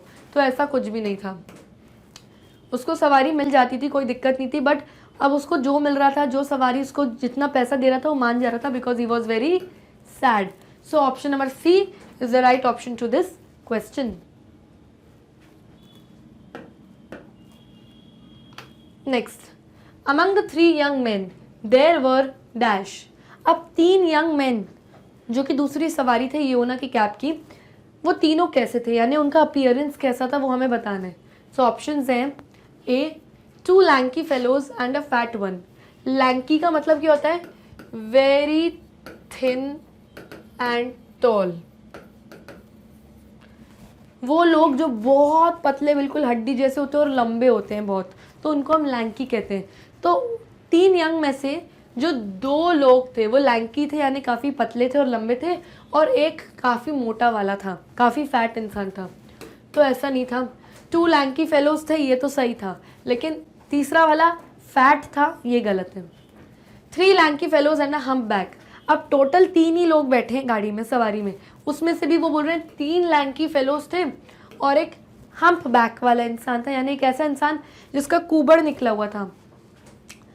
तो जब 3 ही लोग थे तो 3 हम्प बैक और 3 लैंकी फेलो और एक हम्प बैक यानी कुबड़ निकला हुआ आदमी हो गया, तो ये तो 4 लोग हो गए ना। तो ये ऑप्शन तो वैसे ही गलत हो गया, क्योंकि टोटल कितने लोग थे, 3 लोग थे बस, तो ये ऑप्शन वैसे ही wrong. Third option, 2 fat and 1 lean fellow. 2 मोटे आदमी थे और एक लीन यानी काफ़ी थिन बंदा था, तो ये भी गलत है, क्योंकि मैंने क्लियरली आपको ऑप्शन 1 में बता दिया कि 2 लैंकी फेलोज तो थे ही। Option D, 2 lanky fellows and hump back, तो ये बिल्कुल करेक्ट आंसर है, क्योंकि 2 लैंकी यानी पतले और लंबे लड़के थे और एक हम्प बैक वाला लड़का था, यानी जिसका कुबड़ निकला था, पीठ ऐसे बाहर की तरफ निकली हुई थी। So option number D is the right option to this question. Next, in response to Iona's talk, my son died this week. Who said that we must all die? अब ये 3 पैसेंजर्स जो 3 यंग मैन थे, जब इयोना की गाड़ी में cab में आके बैठे, घोड़ा गाड़ी में, तो इयोना ने सोचा कि चलो मैं इनसे अपना दुख, इनका अपना दर्द शेयर कर लेता हूँ, मेरा दिल इतना भारी हो रहा है। तो इयोना ने बोला, पहला सेंटेंस बोला उसने, माई सन डाइड दिस वीक। बहुत दुख भरी भारी आवाज़ में उसने कहा कि मेरा बेटा इस हफ्ते उसकी डेथ हो गई। तो ये जो 3 लड़के उसकी गाड़ी में बैठे थे, जो 2 लैंकी और एक हम्प बैक था, उनमें से किसने उसको ऐसा बोला, वी मस्ट ऑल डाई। बिल्कुल क्रूअल और बिल्कुल एक स्ट्रेट फॉरवर्ड उस बेचारे की बात का जवाब दे दिया कि हाँ ठीक है, एक दिन तो हम सभी को मरना है ना भाई। तो किसी ने सॉरी फील नहीं किया उसके लिए, किसी ने उसको मोटिवेट नहीं किया, किसी ने उसकी तरफ प्यार नहीं जताया कि कोई बात नहीं, पार्ट ऑफ लाइफ, हो जाता है, कुछ नहीं। जबकि वो बेचारा बोलने की कोशिश कर रहा है, लेकिन ये लोग उसकी बात को नहीं समझे, और किसी एक इंसान ने उसको बहुत रूड और स्ट्रेट फॉरवर्ड जवाब दिया कि हाँ ठीक है ना, एक दिन तो हम सभी को मरना है। सो आंसर है, ऑप्शंस है द ऑफिसर। क्या ऑफिसर ने उसको ऐसा बोला था? नहीं, ऑफिसर तो आंख बंद करके बैठ गया था और उसको बोल रहा था अंधे हो क्या, सामने देखो टक्कर हो जाएगी ये वो, तो ये उसने नहीं बोला था। हम्प बैक, 3 जो लड़के बैठे थे उसकी गाड़ी में, उसमें से जो एक हम्प बैक जिसका कुबड़ निकला था, क्या उसने ये बोला था? यस, ये हम्प बैक वाला लड़का बहुत ही बदतमीज था, बहुत गलत बात भी कर रहा था इयोना से और डायरेक्टली उसने ये चीज़ भी उससे कही थी। और ऑप्शन देखते हैं। The hall Potter, hall Potter का मतलब क्या होता है? कूली। इयोना को एक कूली भी मिला जिसको उसने अपनी बात कहने की कोशिश करी, टाइम पूछने की कोशिश करी, लेकिन उसने उसको बहुत बुरी तरीके से इग्नोर कर दिया, तो वो हॉल पॉटर भी नहीं था। बैरन, बैरन तो खुद उसका बेटा ही था, तो बैरन को वो उसी के बारे में डेथ के लिए कैसे बोल सकते? तो this option is clearly wrong, क्योंकि बैरन तो उसका सन यानी बेटा था ही, वो कैसे बोल सकता है कि we must all die? That means option number B, hump back, is the right option to this question. Next question, how did Iona's son die? तो जो इयोना का बेटा था बैरन, वो कैसे डाई हुआ, यानी उसकी डेथ कैसे हो गई suddenly? So the options are heart attack, क्या उसको हार्ट अटैक आया था, क्या दिल का दौरा पड़ा था? ऑप्शन बी हाई फीवर, क्या उसको बहुत तेज़ फीवर, बहुत तेज़ बुखार आ गया था? ऑप्शन सी एक्सीडेंट, क्या उसका रोड एक्सीडेंट हो गया था? या ऑप्शन डी उसको कैंसर हो गया था, उसको कैंसर की बीमारी हो गई थी? तो क्लियरली हमने चैप्टर पढ़ा था कि उसको बहुत हाई फीवर हो गया था, उसकी बहुत तबीयत खराब हो गई, उसको हॉस्पिटल भी ले जाया गया, बट वहाँ जाके पता चला कि उसकी डेथ हो गई है, और अनटाइमली डेथ, यानी कि उसकी उम्र नहीं थी जाने की, वो बहुत ही छोटा था, अराउंड 15-16 ईयर्स का टीनेजर ही था और उसकी डेथ हो गई। So option number B, high fever, is the right option to this question. Next, why does Iona think that it is better to talk to women? अब इयोना ने चाहा कि वो ऑफिसर को अपने दिल की बात बताए, फिर वो 3 यंग मैन को बताए, फिर एक कोई कूली, कोई हॉल पॉटर मिल गया, कभी किसी रोड के स्ट्रेंजर को वो ढूंढ रहा था कि कोई मेरी दिल का दर्द सुन ले कि भाई मेरे दिल में बहुत तकलीफ़ है, मेरे बेटे की डेथ हो गई है, मैं ये बात किसी से शेयर कर नहीं पा रहा हूँ। तो उसने सोचा कि कोई मुझे वुमेन यानी कुछ मुझे औरतें ही मिल जाए, कोई एक आध मुझे औरत ही मिल जाए, क्योंकि बेटर ये है कि मैं ये बात किसी औरत को जाके बताऊं कि मेरे दिल में तकलीफ़ है या क्या। तो वाई डिड ही थिंक, उसने ऐसा क्यों सोचा कि मैं अपने दिल की बात किसी वुमन या किसी औरत से जाके शेयर करता हूँ? So the options are, option number A, they are patient listeners and emotional, क्योंकि इयोना ने सोचा कि जो वुमेन होती हैं, दे यानी कि जो वुमेन, जो औरतें होती हैं, वो पेशेंट लिसनर्स होती हैं। अगर आप उनके अपने दिल की कोई बात बोलोगे तो वो पेशेंटली यानी शांति से आपकी बात को सुनेंगी, समझेंगी, और काफ़ी इमोशनल होती है, क्योंकि भगवान ने औरत को, वुमन को ऐसा बनाया कि बहुत ज़्यादा हाई इमोशनल कंटेंट उनके अंदर रहता है। तो उसको लगा कि औरतें इमोशनल होती हैं, अपने बच्चों से बहुत प्यार करती हैं, तो मेरा बच्चे की डेथ के बारे में सुन के शायद उनको तकलीफ़ भी होगी और वो मुझे मेरी बात को समझेंगी भी और सुनेंगी मेरी बात को, क्योंकि दूसरे तो सुन नहीं रहे। Option B, they are more empathetic than men, उसको लगा कि औरतों में ज़्यादा एम्पैथेटिक है, यानी ज़्यादा एम्पैथी है कंपेयर करें अगर मेन से, यानी औरतें आदमियों से ज़्यादा उनके अंदर सहानुभूति रहती है किसी के प्रति या किसी के दुख के प्रति, तो शायद वो मेरी बात को समझेंगी।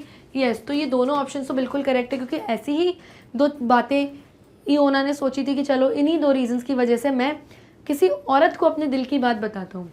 Option number C, both A and B, option C बोलता है दोनों ए और बी, एंड ऑप्शन डी कहता है none of the above. None of the above यानी ऊपर दिए गए कोई भी ऑप्शन में से आपका आंसर कोई भी आंसर ऑप्शन है ही नहीं, तो ऐसा बिल्कुल भी नहीं है। ए और बी दोनों सही हैं, which means option number C, both A and B, is the right option to this question.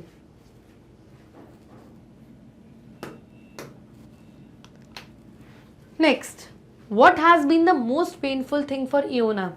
अब इयोना के मन में इतना पेन, इतना दुख, इतना दर्द भरा हुआ है, लेकिन मोस्ट पेनफुल, सबसे ज़्यादा तकलीफदायक चीज़ क्या थी इयोना के लिए?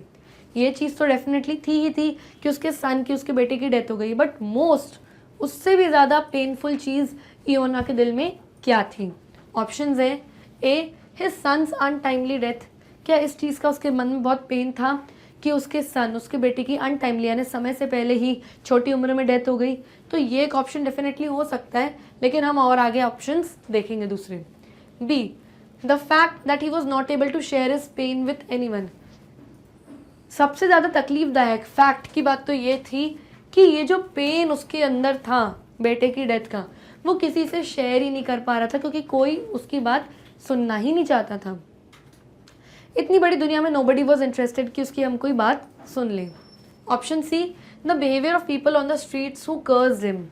जब वो अपनी घोड़ा गाड़ी चला रहा था, उसका दिमाग कहीं खोया हुआ था, लॉस्ट था वो अपने बेटे की डेथ की वजह से, तो जो स्ट्रीट सड़कों पे जो दूसरे लोग थे उनका बिहेवियर बहुत ख़राब था योना के लिए, क्योंकि सब उसको कर्स कर रहे थे, गाली बक रहे थे उसको कि अरे सामने देख के चला, अरे अंधा है क्या, इस तरीके से उसको अब्यूज़ कर रहे थे। क्या इस वजह से उसको बहुत, क्या ये चीज़ सबसे मोस्ट पेनफुल थी उसके दिल में? Option D, the 3 young men who abused and made fun of him। क्या सबसे ज़्यादा तकलीफदायक उसके लिए ये था कि जो 3 young men, जो 3 लोगों की सवारी उसकी गाड़ी में बैठे थे, उन्होंने उसको बहुत अब्यूज़ किया, बहुत गाली बकी और उसका फ़न किया, यानी उसका बहुत मजाक बनाया। तो मजाक बनाया या उसको अब्यूज़ किया, उससे उसको कोई फ़र्क नहीं पड़ा, क्योंकि उसने फिर भी उनको सवारी दी, यानी गाड़ी में बैठने की परमिशन दी, इनफैक्ट कम प्राइस में। जो लोगों का बिहेवियर था, जो उसको गाली वाली बक रहे थे सड़क पे, उनको वो इग्नोर करके निकल जा रहा था, उसका ध्यान भी नहीं था, तो ये ऑप्शन भी नहीं हो सकता। सन की अनटाइमली डेथ थी, ये तो पेनफुल था ही था, ठीक है, बट मोस्ट, सबसे ज़्यादा, इस चीज़ से भी ज़्यादा पेनफुल ये था कि जो दर्द, जो पेन उसके दिल में भरा हुआ है, कोई सुनने को तैयार नहीं। इतनी बड़ी दुनिया में उसका दर्द कोई सुनने को तैयार नहीं, ये सबसे ज़्यादा दुखदाई बात थी। ये तो दुखदाई था ही था कि बेटा चला गया इस दुनिया से, लेकिन सबसे ज़्यादा दुखदाई ये था कि कोई वो दुख का दर्द सुनने को तैयार नहीं इतनी बड़ी दुनिया में। This was the most painful thing. So option number B is the right option to this question. Question number 14. Finally, in the end of the story, who listens to Iona's grief? Grief का मतलब क्या होता है? Sadness या sorrow भी बोल सकते हो, या पेन, तकलीफ, एनीथिंग। तो फाइनली जब स्टोरी का एंड होता है, जब स्टोरी ख़त्म हो रही होती है, तो कौन ऐसा इंसान या कौन ऐसा जीव जंतु इस दुनिया में होता है जो इयोना के दुख को, उसके पेन को, उसकी सैडनेस के बारे में सुनता है? ऑफिसर ने सुना नहीं, हॉल पॉटर कूली ने सुना नहीं, सड़क पे आने जाने वाले लोगों ने सुना नहीं, 3 young men जो उसकी गाड़ी में आके बैठे थे उन्होंने सुना नहीं, बेटी अनीशिया बहुत दूर कहीं विलेज में थी, वाइफ कहीं बहुत दूर थी, वो सुन नहीं सकते थे उसकी बात को क्योंकि वो पास में थे ही नहीं। तो फाइनली अंत में आके इयोना ने अपने दिल का दर्द किसको बताया? अपना दिल बिल्कुल पोर आउट, यानी दिल का दर्द किसके सामने बहा दिया कि मेरे दिल में तकलीफ़ है, बेटे के गम है मेरे दिल में। तो वो किसने सुनी? His daughter. क्या उसकी बेटी एनीशिया ने सुनी थी? नहीं। क्यों? क्योंकि वो तो कहीं दूर विलेज में रहती थी। His friend. क्या उसके किसी दोस्त ने? चैप्टर में उसका कोई दोस्त नहीं था। अगर कोई दोस्त जेन्युइनली होता तो शायद उसकी बात सुन भी लेता, लेकिन कोई फ्रेंड था ही नहीं। His horse. जो घोड़ा गाड़ी वो चलाता था, तो क्या उसके घोड़े ने उसकी बात सुनी? यस, मैंने आपको स्टार्टिंग में बताया था कि उसके घोड़े ने, एक जानवर ने, एक एनिमल ने उसके दर्द को सुना। Option D, his neighbour. उसके पड़ोसियों ने? नहीं। अगर होते तो शायद सुनते, लेकिन वो भी नहीं थे। तो option number C, his horse, कि चैप्टर में बताया गया कि इंसान जानवरों से भी गया बीता है। इंसानों में अब इमोशनल कंटेंट, इमोशनल कुछ इमोशंस नहीं रहे, लेकिन एक जानवर में रह गए। उसके घोड़े ने उसके दुख को, उसके दर्द को सुना। इनफैक्ट जब वो बता रहा था तो उसका हॉर्स जो था, घोड़ा था, उसके हैंड को उसे स्मेल कर रहा था, यानी वो उसको बताने की कोशिश कर रहा था कि डोंट वरी, मैं हूँ तुम्हारे साथ, I am there with you. लेकिन एक इंसान नहीं सुनना चाहता इतनी बड़ी दुनिया में कि उसके दिल में कोई दर्द है, जबकि वो बताना चाह रहे हैं। So option number C, his horse, is the right option to this question. So children, here we come to the end of this session. I hope आपको सारे MCQs अच्छे से समझ में आ गए होंगे। आप चाहें तो हमारे वीडियो यूट्यूब पर भी देख सकते हैं, वहाँ ना मिले तो हमारी वेबसाइट पर जाइए, विच इज़ magnetbrains.com। जैसे आप वेबसाइट पर जाएंगे इस तरीके का पेज आपके सामने आएगा जहाँ इंग्लिश वोवन वर्ड्स का ऑप्शन गिवन है। अगर आपको इस बुक के वीडियोस देखने हैं तो उस पर क्लिक करिए, एंड जैसे ही आप इस ऑप्शन पे क्लिक करेंगे तो आपके सामने मेरे लिस्ट ऑफ वीडियोस आ जाएंगे। फॉर एग्जांपल सिलेबस ओवरव्यू देखना है आपको इस बुक का, तो इस पर आप क्लिक करिए। जैसे ही क्लिक करेंगे ऑप्शन आएगा, इस पर क्लिक करिए, एंड जब आप क्लिक करेंगे तो मेरा वीडियो आपके सामने प्ले होना स्टार्ट हो जाएगा। And do not forget to like, subscribe and share our YouTube channel. क्योंकि magnet brains free of cost quality education आपके घर तक पहुंचा रहे हैं। तब तक के लिए bye bye and take care.